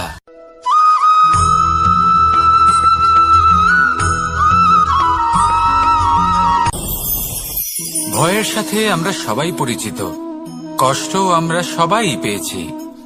কখনো কখনো আমরা অসুস্থ হয়ে পড়ি, আর এমন সময় হলে মাতার মমতা, কখনো বাবার স্নেহ, কখনো বন্ধুদের পাশে থাকার অনুভূতি আমাদের রোগ নিরাময়ে সাহায্য করে। কখনো যদি আমরা নিরাশ হয়ে পড়ি, তখন যদি আমাদের কোনো আপনজন আমাদের দুটো ভালো কথা বলে, তখন আমাদের মনোবল বেড়ে যায়। ঠিক তেমন সংসারের এই রঙ্গমঞ্চে যদি আপনি পীড়িত অনুভব করেন, কিছু শুভ কথা আলোচনা করুন, কিছু স্তুতি গান করুন, কিছু মুহূর্তের জন্য হলেও নিজের ইষ্টদেবের কথা স্মরণ করুন আর প্রার্থনা করুন। সাহস বাড়বে, শক্তিও বৃদ্ধি পাবে এবং সামনে এগিয়ে চলার পথও দেখতে পাবেন। তখন এই মন প্রসন্ন হয়ে বলবে, রাধা রাধা।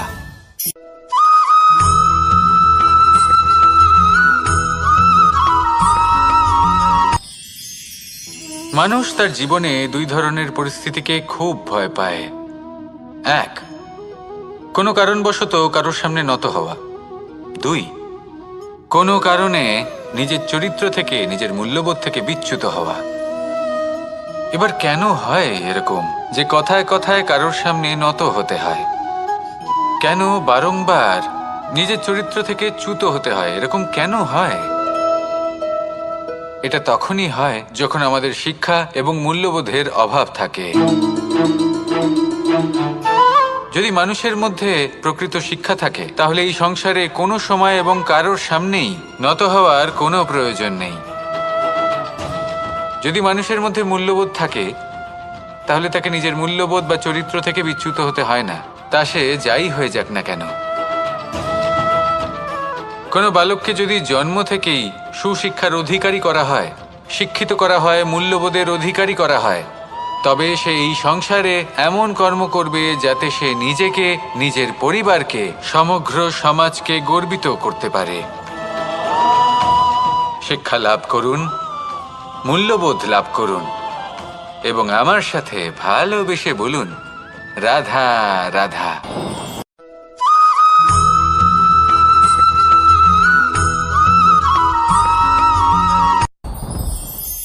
সাথী। সাথী এই শব্দটির ব্যাখ্যা কে কিভাবে করে? মিত্র, সখা, বন্ধু।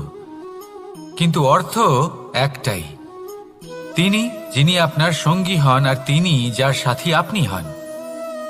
এবার সব থেকে বড় প্রশ্ন হলো এটাই যে তিনি কে হতে পারেন যাকে আপনি আপনার সাথী বলে মেনে নিতে পারেন, নিজের সখা, নিজের মিত্র, নিজের বন্ধু মেনে নিতে পারেন। আপনার সাথী হলেন তিনি যিনি দুঃখের সময় আপনার পাশে থাকবেন, আপনার হাত ধরে থাকবেন। আপনার সাথী হলেন তিনি যার হাত আপনি নিজের সুখের দিনে ধরে থাকবেন। সেই সাথীরই হাত ধরুন যিনি দুঃখে সবসময় আপনাকে সাহায্য করার জন্য তৎপর হয়ে থাকেন, আপনার পাশে থাকেন, আর যাকে সুখের দিনে আপনি আপনার সাথে রাখতে পারেন। আর যখন আপনার সাথে আপনার এই সাথী থাকবে, তখন আপনি এটা বুঝবেন যে যখন জীবনে দুঃখ আসে, তখন এই দুঃখ কমে যায়, সবার মধ্যে ভাগ হয়ে যায়। আর যদি তখন সুখ আসে, তাহলে সেটা সবার উপস্থিতিতে আরো বেড়ে যায়। এটাই হলো প্রেম, এটাই হলো ভালোবাসা, এটাই হলো সঙ্গ। যেমন সম্পর্ক আমার আর রাধার মাঝে। তাহলে আসুন আর আমার সাথে ভালোবেসে বলুন, রাধা রাধা।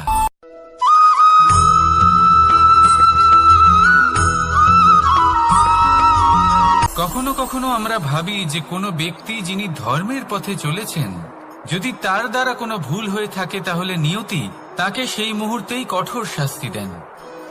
কিন্তু সেই সব মানুষ যারা সংসারের সব থেকে বড় অধর্মী, বহু নিকৃষ্ট মানের কাজ করেন, তাদের নিয়তি অনেক সুযোগ দেন। তাদের নিয়তি এরকম কঠোর প্রহার করেন না। এই ভাবনা কখনো না কখনো মনে আসেই। ভেবে দেখুন কেন? আসলে জীবনকে বেশিরভাগ মানুষ একভাবেই দেখে থাকেন, বিভিন্ন স্তরে একে দেখা উচিত। এবার আপনি বলুন, এই সংসারে কোনো অধর্মী কখনো প্রেরণার উৎস হতে পারেন? কখনোই নয়। যে মানুষ নিজের আত্মাকে মলিন করে ফেলেছেন, তিনি এই সংসারকে কিভাবে প্রেরণা যোগাবেন? উনি নিজেই বুঝতে পারেন না কোনটা করা উচিত, ধর্ম কোনটা। তাই নিয়তি তাকে একটা সুযোগ দেন, এটা বোঝার সুযোগ দেন যে কোনটা উচিত, কোনটা ধর্ম। সুযোগ দেন নিজের বিবেক জাগিয়ে তোলার, তাকে সুযোগ দেন নিজের অন্তরাত্মার ডাক শোনার।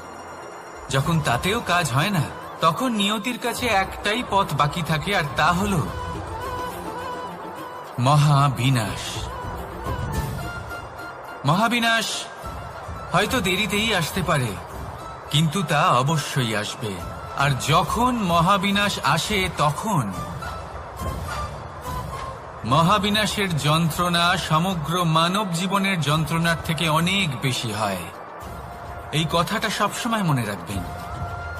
আর অন্যদিকে যে মানুষ ধর্মের পথে চলছেন, তার দ্বারা যদি কোনো ভুল হয়ে থাকে, তখন নিয়তি তার পরীক্ষা নেন। কিছুক্ষণের জন্য মানুষের মনে হতে পারে নিয়তি তাকে কঠোর শাস্তি দিয়েছেন,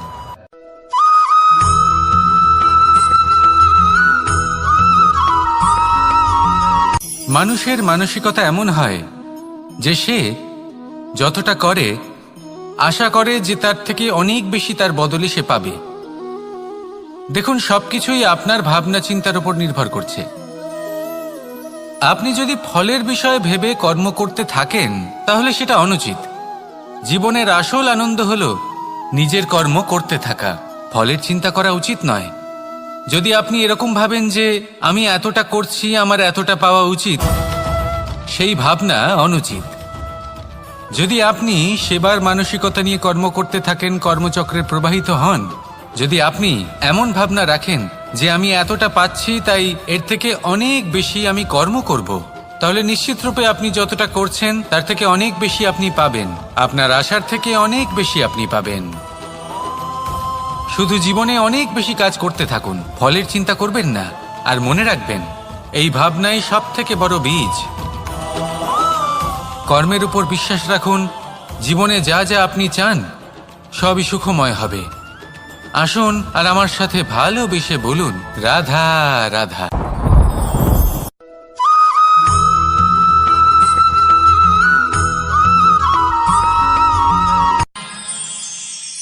আমরা সবাই সূর্যকে সম্মান কেন করি? কারণ আমরা জানি যে সন্ধেবেলা যখন সূর্যাস্ত হবে, তখন শুধুমাত্র অন্ধকার বাকি থাকবে। ঠিক কিছুটা এরকমই হয় আমাদের মাতা পিতাও, যিনি আমাদের জন্ম দেন, আমাদের ভরণ পোষণ করেন, আমাদের বড় করেন, আমাদের প্রেম প্রদান করেন। কখনো কখনো তাদের মুখ থেকে কটু কথা নিঃসৃত হয়, আমাদের দুঃখ হয়, কিন্তু তখন আমাদের এটা বোঝা উচিত এগুলি নিঃসৃত হচ্ছে আমাদেরই মঙ্গলের জন্য। যেমন সূর্যদেব, উনিও উত্তাপ দিয়ে থাকেন আমাদেরই মঙ্গলের জন্য, যাতে ফসল পাকতে পারে, যাতে জল বাষ্প হয়ে মেঘ হতে পারে, বৃষ্টি হতে পারে, আর এই সংসারে নিরন্তর জলের প্রবাহ থাকে। আমাদের মাতা পিতা, তাদের কঠোর আচরণ, তাদের কঠোর অনুশাসনের পেছনে লুকিয়ে থাকে ওনাদের ভালোবাসা। আমাদের তা বুঝতে হবে, সসম্মানে ওনাদের গ্রহণ করতে হবে। কারণ ঠিক সূর্যাস্তের পরে যেমন চতুর্দিক অন্ধকারচ্ছন্ন হয়ে যায়, তেমনি আমাদের জীবন থেকে যখন আমাদের মাতা পিতা চলে যায়, তখন আমাদের জীবনেও শুধু এবং শুধুমাত্র অন্ধকারই ছেয়ে থাকে। সেই জন্য নিজের মাতা পিতাকে সম্মান করুন, ওনাদের ভালোবাসা প্রদান করুন। এই মন আর এই জীবন প্রসন্ন হয়ে বলবে, রাধা রাধা।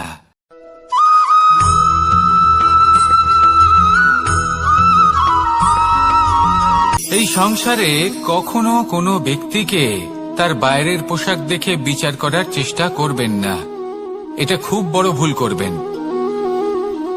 যেমন আমরা জীবনে অনেক সময় এমন করি, ধরুন কোথাও একটা গাছ দেখলাম, খুব পরিচর্যা করতে থাকি। আবার অন্যদিকে হলো একটি তৃণ, যেটা মাটি থেকে কিছুটা উঁচুতে পৌঁছেছে, কিন্তু সেই তৃণর নিচে, মাটির নিচে অত্যন্ত সুস্বাদু ফল বা সবজি জন্ম নেয়, যা আমাদের স্বাস্থ্যের পক্ষে অত্যন্ত উপকারী। সেই জন্য কখনো আবরণ দেখে কাউকে বিচার করতে চেষ্টা করবেন না। তার বদলে এটা বোঝার চেষ্টা করুন যে আপনার সামনে যে ব্যক্তি আছে বা বস্তু আছে, তার বিশেষত্ব কি। যদি এই বিশেষত্ব বোঝার ক্ষমতা আপনি অর্জন করেন, যদি এই শিল্প আপনি নিজের ভেতরে জাগ্রত করেন, তাহলে এই সংসারে বিশেষত্ব কি সেটা আপনি জানতে পারবেন। আর এই সমস্ত খেলা দৃষ্টি থেকে নয়, দৃষ্টিভঙ্গি থেকে জন্ম নেয়। দৃষ্টিভঙ্গি সবসময় শুভ রাখুন আর আমার সাথে ভালোবেসে বলুন, রাধা রাধা।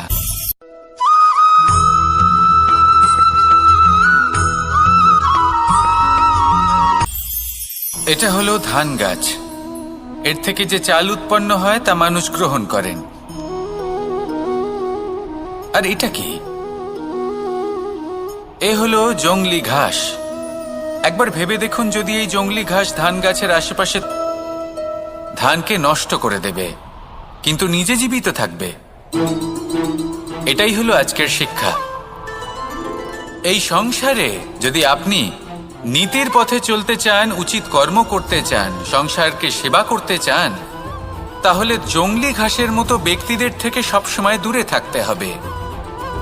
সেই ব্যক্তি যারা দুর্নীতি এবং মিথ্যা দ্বারা পরিপূর্ণ, যাদের ব্যবহার অশুভ, যাদের অনেক অশুভ গুণ রয়েছে, তারা সঠিক নয়। সেই সকল ব্যক্তি যাদের চরিত্র অত্যন্ত দুষ্ট হয়, তারা হয় শুভ চরিত্রের ব্যক্তিকে একদম নষ্ট করে দেয়, নয় নিজের মতো বানিয়ে তোলে। তাই যদি আপনি নীতির পথে চলতে চান, এই সংসারের জন্য শুভ কর্ম করতে চান, তাহলে সেই সঙ্গ লাভ করুন যে সঙ্গ জ্ঞানে পরিপূর্ণ, যাদের মধ্যে অনেক গুণ আছে, যাদের থেকে প্রতিদিন কিছু শিখতে পারবেন। এমন ব্যক্তির সাথে জীবন অতিবাহিত করুন। দুরাচারীদের থেকে দূরে থাকুন। তবেই এই মন প্রসন্ন হয়ে বলবে, রাধা রাধা।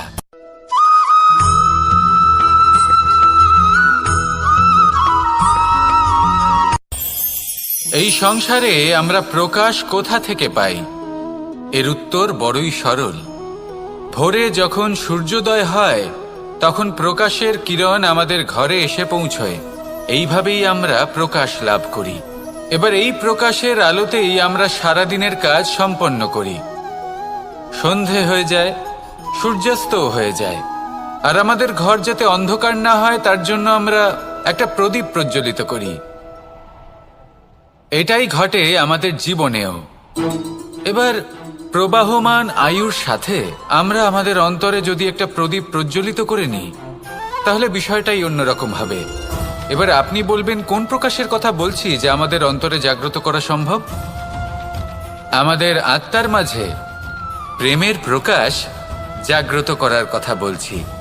কারণ আমাদের এই জীবন, এও হলো দিনের আলোর মতো। আজ প্রকাশ আছে, কিন্তু কোনোদিন অবশ্যই অস্ত হবে। কিন্তু অস্ত হবার আগে যদি আমরা আমাদের আত্মার মাঝে প্রেমের এই প্রকাশ উজ্জ্বলিত করে নিই, তাহলে আমাদের সন্ধ্যাকালও আমরা আনন্দে এবং প্রেমে যাপন করব। তাহলে আসুন আর আমার সাথে ভালোবেসে বলুন, রাধা রাধা।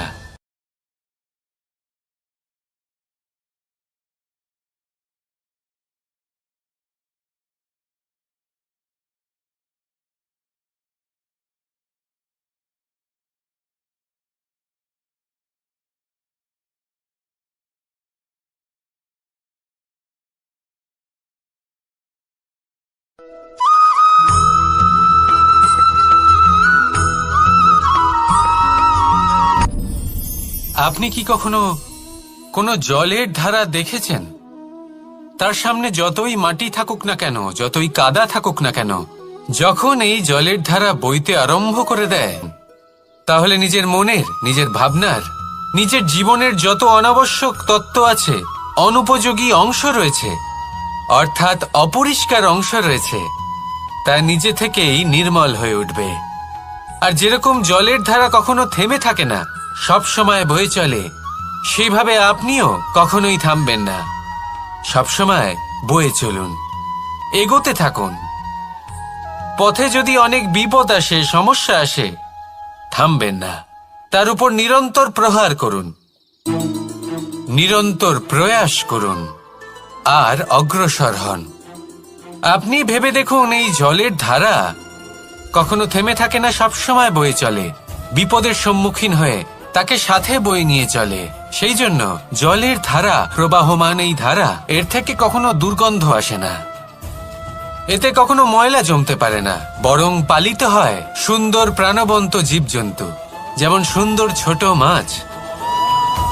তাই আপনিও এটাই করুন, কখনো থামবেন না, শুধু চলতে থাকুন। জলের ধারার মতো বইতে থাকুন। আপনি আপনার লক্ষ্য অবশ্যই খুঁজে পাবেন, আর তার সাথে নিজের অন্তরের যে মালিন্য রয়েছে তা আপনি নিজেই নিজের থেকে দূরে করে দেবেন। তাহলে আসুন আর আমার সাথে ভালোবেসে বলুন, রাধা রাধা।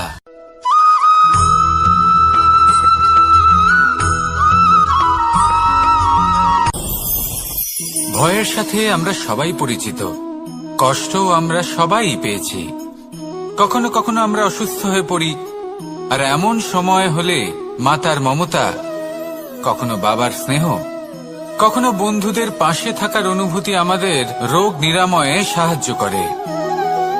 কখনো যদি আমরা নিরাশ হয়ে পড়ি, তখন যদি আমাদের কোনো আপনজন আমাদের দুটো ভালো কথা বলে, তখন আমাদের মনোবল বেড়ে যায়।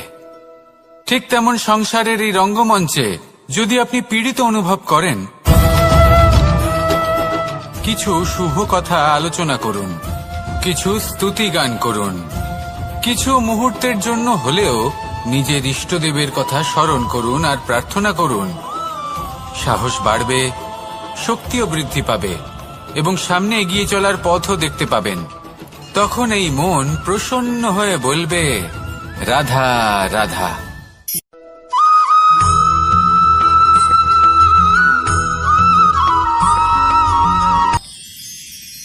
মানুষ তার জীবনে দুই ধরনের পরিস্থিতিকে খুব ভয় পায়। এক, কোনো কারণবশত কারোর সামনে নত হওয়া। দুই, কোনো কারণে নিজের চরিত্র থেকে নিজের মূল্যবোধ। এটা তখনই হয় যখন আমাদের শিক্ষা এবং মূল্যবোধের অভাব থাকে। যদি মানুষের মধ্যে প্রকৃত শিক্ষা থাকে, তাহলে এই সংসারে কোনো সময় এবং কারোর সামনেই নত হওয়ার কোনো প্রয়োজন নেই। যদি মানুষের মধ্যে মূল্যবোধ থাকে, তাহলে তাকে নিজের মূল্যবোধ বা চরিত্র থেকে বিচ্যুত হতে হয় না, তা সে যাই হয়ে যাক না কেন। কোনো বালককে যদি জন্ম থেকেই সুশিক্ষার অধিকারী করা হয়, শিক্ষিত করা হয়, মূল্যবোধের অধিকারী করা হয়, তবে সে এই সংসারে এমন কর্ম করবে যাতে সে নিজেকে, নিজের পরিবারকে, সমগ্র সমাজকে গর্বিত করতে পারে। শিক্ষা লাভ করুন, মূল্যবোধ লাভ করুন এবং আমার সাথে ভালোবেসে বলুন, রাধা রাধা।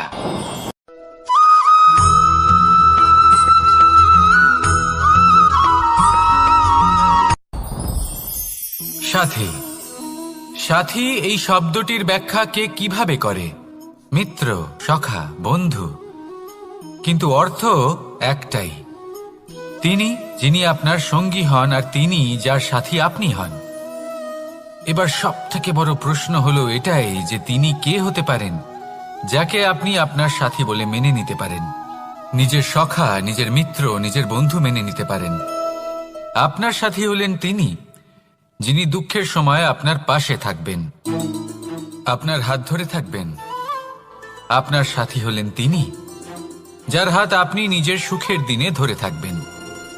সেই সাথীরই হাত ধরুন যিনি দুঃখে সবসময় আপনাকে সাহায্য করার জন্য তৎপর হয়ে থাকেন, আপনার পাশে থাকেন, আর যাকে সুখের দিনে আপনি আপনার সাথে রাখতে পারেন। আর যখন আপনার সাথে আপনার এই সাথী থাকবে, তখন আপনি এটা বুঝবেন যে যখন জীবনে দুঃখ আসে, তখন এই দুঃখ কমে যায়, সবার মধ্যে ভাগ হয়ে যায়। আর যদি তখন সুখ আসে, তাহলে সেটা সবার উপস্থিতিতে আরো বেড়ে যায়। এটাই হলো প্রেম, এটাই হলো ভালোবাসা, এটাই হলো সঙ্গ। যেমন সম্পর্ক আমার আর রাধার মাঝে। তাহলে আসুন আর আমার সাথে ভালোবেসে বলুন, রাধা রাধা।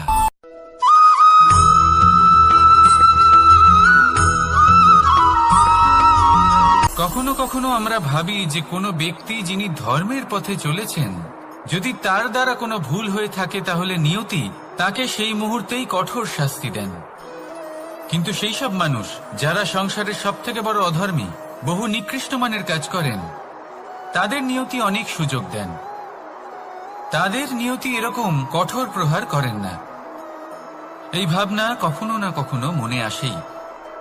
ভেবে দেখুন কেন? আসলে জীবনকে বেশিরভাগ মানুষ একভাবেই দেখে থাকেন, বিভিন্ন স্তরে একে দেখা উচিত। এবার আপনি বলুন, এই সংসারে কোনো অধর্মী কখনো প্রেরণার উৎস হতে পারেন? কখনোই নয়। যে মানুষ নিজের আত্মাকে মলিন করে ফেলেছেন, তিনি এই সংসারকে কিভাবে প্রেরণা যোগাবেন? উনি নিজেই বুঝতে পারেন না কোনটা করা উচিত, ধর্ম কোনটা। তাই নিয়তি তাকে একটা সুযোগ দেন, এটা বোঝার সুযোগ দেন যে কোনটা উচিত, কোনটা ধর্ম। সুযোগ দেন নিজের বিবেক জাগিয়ে তোলার, তাকে সুযোগ দেন নিজের অন্তরাত্মার ডাক শোনার। যখন তাতেও কাজ হয় না, তখন নিয়তির কাছে একটাই পথ বাকি থাকে, আর তা হল মহাবিনাশ। মহাবিনাশ হয়তো দেরিতেই আসতে পারে, কিন্তু তা অবশ্যই আসবে। আর যখন মহাবিনাশ আসে, তখন মহাবিনাশের যন্ত্রণা সমগ্র মানব জীবনের যন্ত্রণার থেকে অনেক বেশি হয়। এই কথাটা সবসময় মনে রাখবেন। আর অন্যদিকে যে মানুষ ধর্মের পথে চলছেন, তার দ্বারা যদি কোনো ভুল হয়ে থাকে, তখন নিয়তি তার পরীক্ষা নেন। কিছুক্ষণের জন্য মানুষের মনে হতে পারে নিয়তি তাকে কঠোর শাস্তি দিয়েছেন।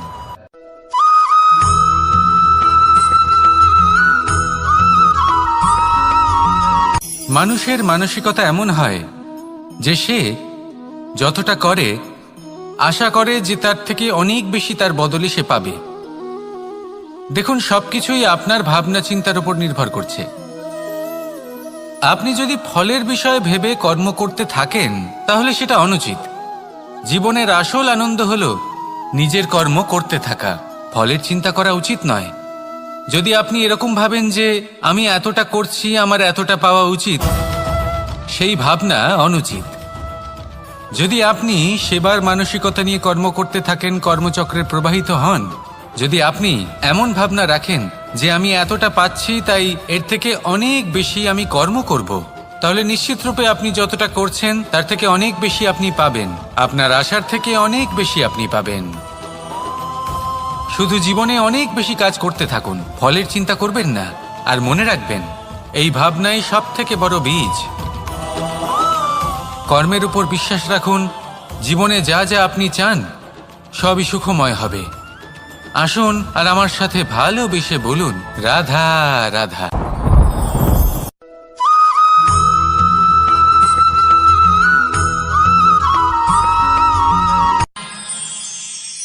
আমরা সবাই সূর্যকে সম্মান কেন করি? কারণ আমরা জানি যে সন্ধেবেলা যখন সূর্যাস্ত হবে, তখন শুধুমাত্র অন্ধকার বাকি থাকবে।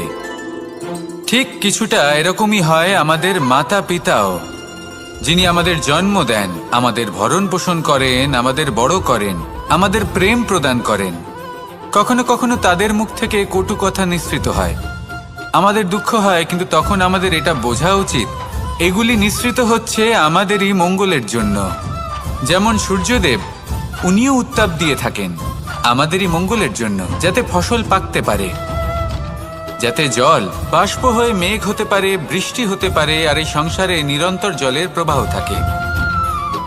আমাদের মাতা পিতা, তাদের কঠোর আচরণ, তাদের কঠোর অনুশাসনের পেছনে লুকিয়ে থাকে ওনাদের ভালোবাসা। আমাদের তা বুঝতে হবে, সসম্মানে ওনাদের গ্রহণ করতে হবে। কারণ ঠিক সূর্যাস্তের পরে যেমন চতুর্দিক অন্ধকারচ্ছন্ন হয়ে যায়, তেমনি আমাদের জীবন থেকে যখন আমাদের মাতা পিতা চলে যায়, তখন আমাদের জীবনেও শুধু এবং শুধুমাত্র অন্ধকারই ছেয়ে থাকে। সেই জন্য নিজের মাতা পিতাকে সম্মান করুন, ওনাদের ভালোবাসা প্রদান করুন। এই মন আর এই জীবন প্রসন্ন হয়ে বলবে, রাধা রাধা।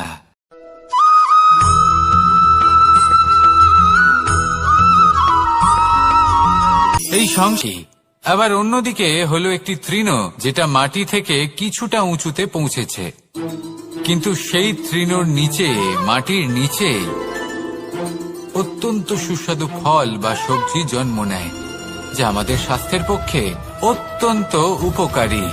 সেই জন্য কখনো আবরণ দেখে কাউকে বিচার করতে চেষ্টা করবেন না। তার বদলে এটা বোঝার চেষ্টা করুন যে আপনার সামনে যে ব্যক্তি আছে বা বস্তু আছে, তার বিশেষত্ব কি। যদি এই বিশেষত্ব বোঝার ক্ষমতা আপনি অর্জন করেন, যদি এই শিল্প আপনি নিজের ভেতরে জাগ্রত করেন, তাহলে এই সংসারে বিশেষত্ব কি সেটা আপনি জানতে পারবেন। আর এই সমস্ত খেলা দৃষ্টি থেকে নয়, দৃষ্টিভঙ্গি থেকে জন্ম নেয়। দৃষ্টিভঙ্গি সবসময় শুভ রাখুন আর আমার সাথে ভালোবেসে বলুন, রাধা রাধা।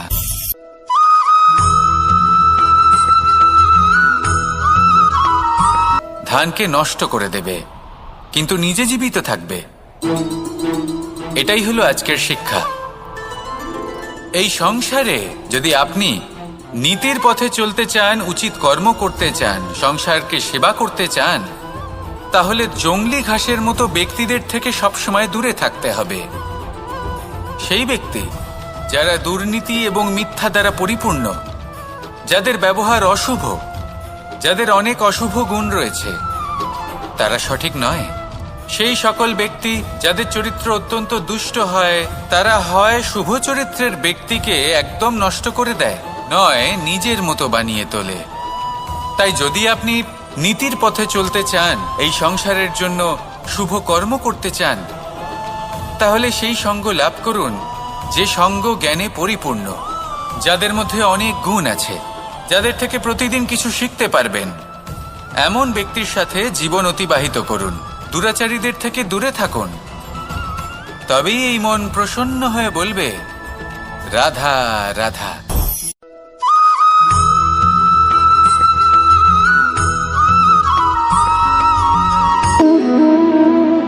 সম্পর্ক হলো আমাদের জীবনের একটি আধার। কিছু সম্পর্ক এমন যা আমরা জন্মসূত্রে লাভ করি, যেমন পরিবার, মা, বাবা। কিছু সম্পর্ক আছে যা আমরা জীবনে অর্জন করে থাকি, তা সে প্রেমের হোক, স্নেহের হোক বা বন্ধুত্বের। এই সকল সম্পর্ক লাভ করার বা গড়ে তোলার 5টি ধাপ রয়েছে। প্রথম ধাপ, কোনো ব্যক্তির সাথে আলাপ হওয়া, তার সাথে কথা বলা বা তাকে দেখা। দ্বিতীয় ধাপ, সে ব্যক্তিকে আমাদের ভালো লাগা। তৃতীয় ধাপ,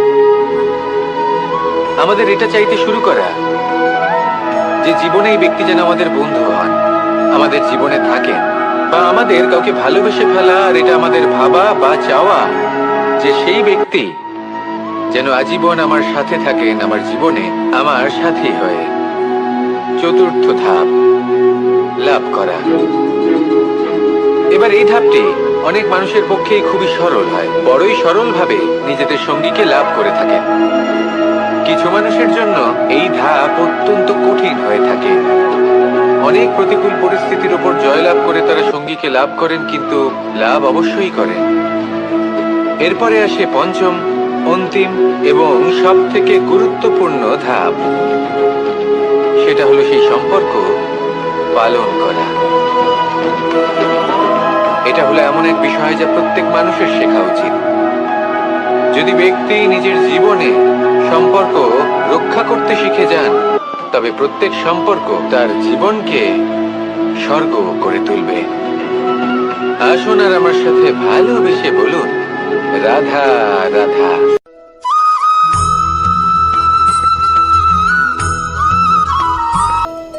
ধানকে নষ্ট করে দেবে, কিন্তু নিজে জীবিত থাকবে। এটাই হলো আজকের শিক্ষা। এই সংসারে যদি আপনি নীতির পথে চলতে চান, উচিত কর্ম করতে চান, সংসারকে সেবা করতে চান, তাহলে জংলি ঘাসের মতো ব্যক্তিদের থেকে সবসময় দূরে থাকতে হবে। সেই ব্যক্তি যারা দুর্নীতি এবং মিথ্যা দ্বারা পরিপূর্ণ, যাদের ব্যবহার অশুভ, যাদের অনেক অশুভ গুণ রয়েছে, তারা সঠিক নয়। সেই সকল ব্যক্তি যাদের চরিত্র অত্যন্ত দুষ্ট হয়, তারা হয় শুভ চরিত্রের ব্যক্তিকে একদম নষ্ট করে দেয়, নয় নিজের মতো বানিয়ে তোলে। তাই যদি আপনি নীতির পথে চলতে চান, এই সংসারের জন্য শুভ কর্ম করতে চান, তাহলে সেই সঙ্গ লাভ করুন যে সঙ্গ জ্ঞানে পরিপূর্ণ, যাদের মধ্যে অনেক গুণ আছে, যাদের থেকে প্রতিদিন কিছু শিখতে পারবেন। এমন ব্যক্তির সাথে জীবন অতিবাহিত করুন, দুরাচারীদের থেকে দূরে থাকুন। তবেই এই মন প্রসন্ন হয়ে বলবে, রাধা রাধা।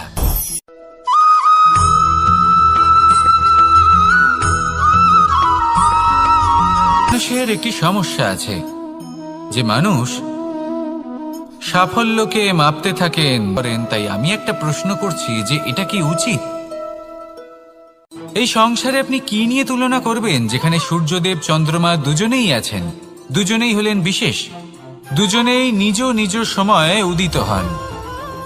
এদের মধ্যে একজন না থাকলে তাহলে আমাদের জীবন কঠিন হয়ে পড়বে। ঠিক সেইভাবেই আপনি যদি একটা বড় রেখা অঙ্কন করেন তাহলে অন্য রেখাটি ছোট হয়ে পড়ে না, সে তেমনই থাকে যেমনটা সে ছিল। আপনার অস্তিত্ব কখনো ছোট বা বড় হতে পারে না, শুধু তুলনা করার জন্য আপনার এটা মনে হতে পারে। যদি আপনি যুদ্ধ করতে চান আপনার তলোয়ারের প্রয়োজন পড়বে, যদি বস্ত্র তৈরি করতে চান এত বড় তলোয়ার দিয়ে কিছুই হবে না, তখন প্রয়োজন পড়বে একটা ছোট্ট সূচের। তাই তুলনা করবেন না, না নিজেকে ছোট মনে করবেন না অন্য কাউকে। সবার সাথে সহযোগিতা করুন, আর যদি তুলনা করতেই হয় নিজের সাথে করুন, যে কাল আমি কেমন ব্যক্তি ছিলাম, আজ কি তার থেকে শ্রেষ্ঠ হয়ে উঠতে পেরেছি। ভেবে দেখুন ভবিষ্যতে গিয়ে আপনি কতটা শ্রেষ্ঠ ব্যক্তি হতে পারেন। আসুন আমার সাথে ভালোবেসে বলুন রাধা রাধা।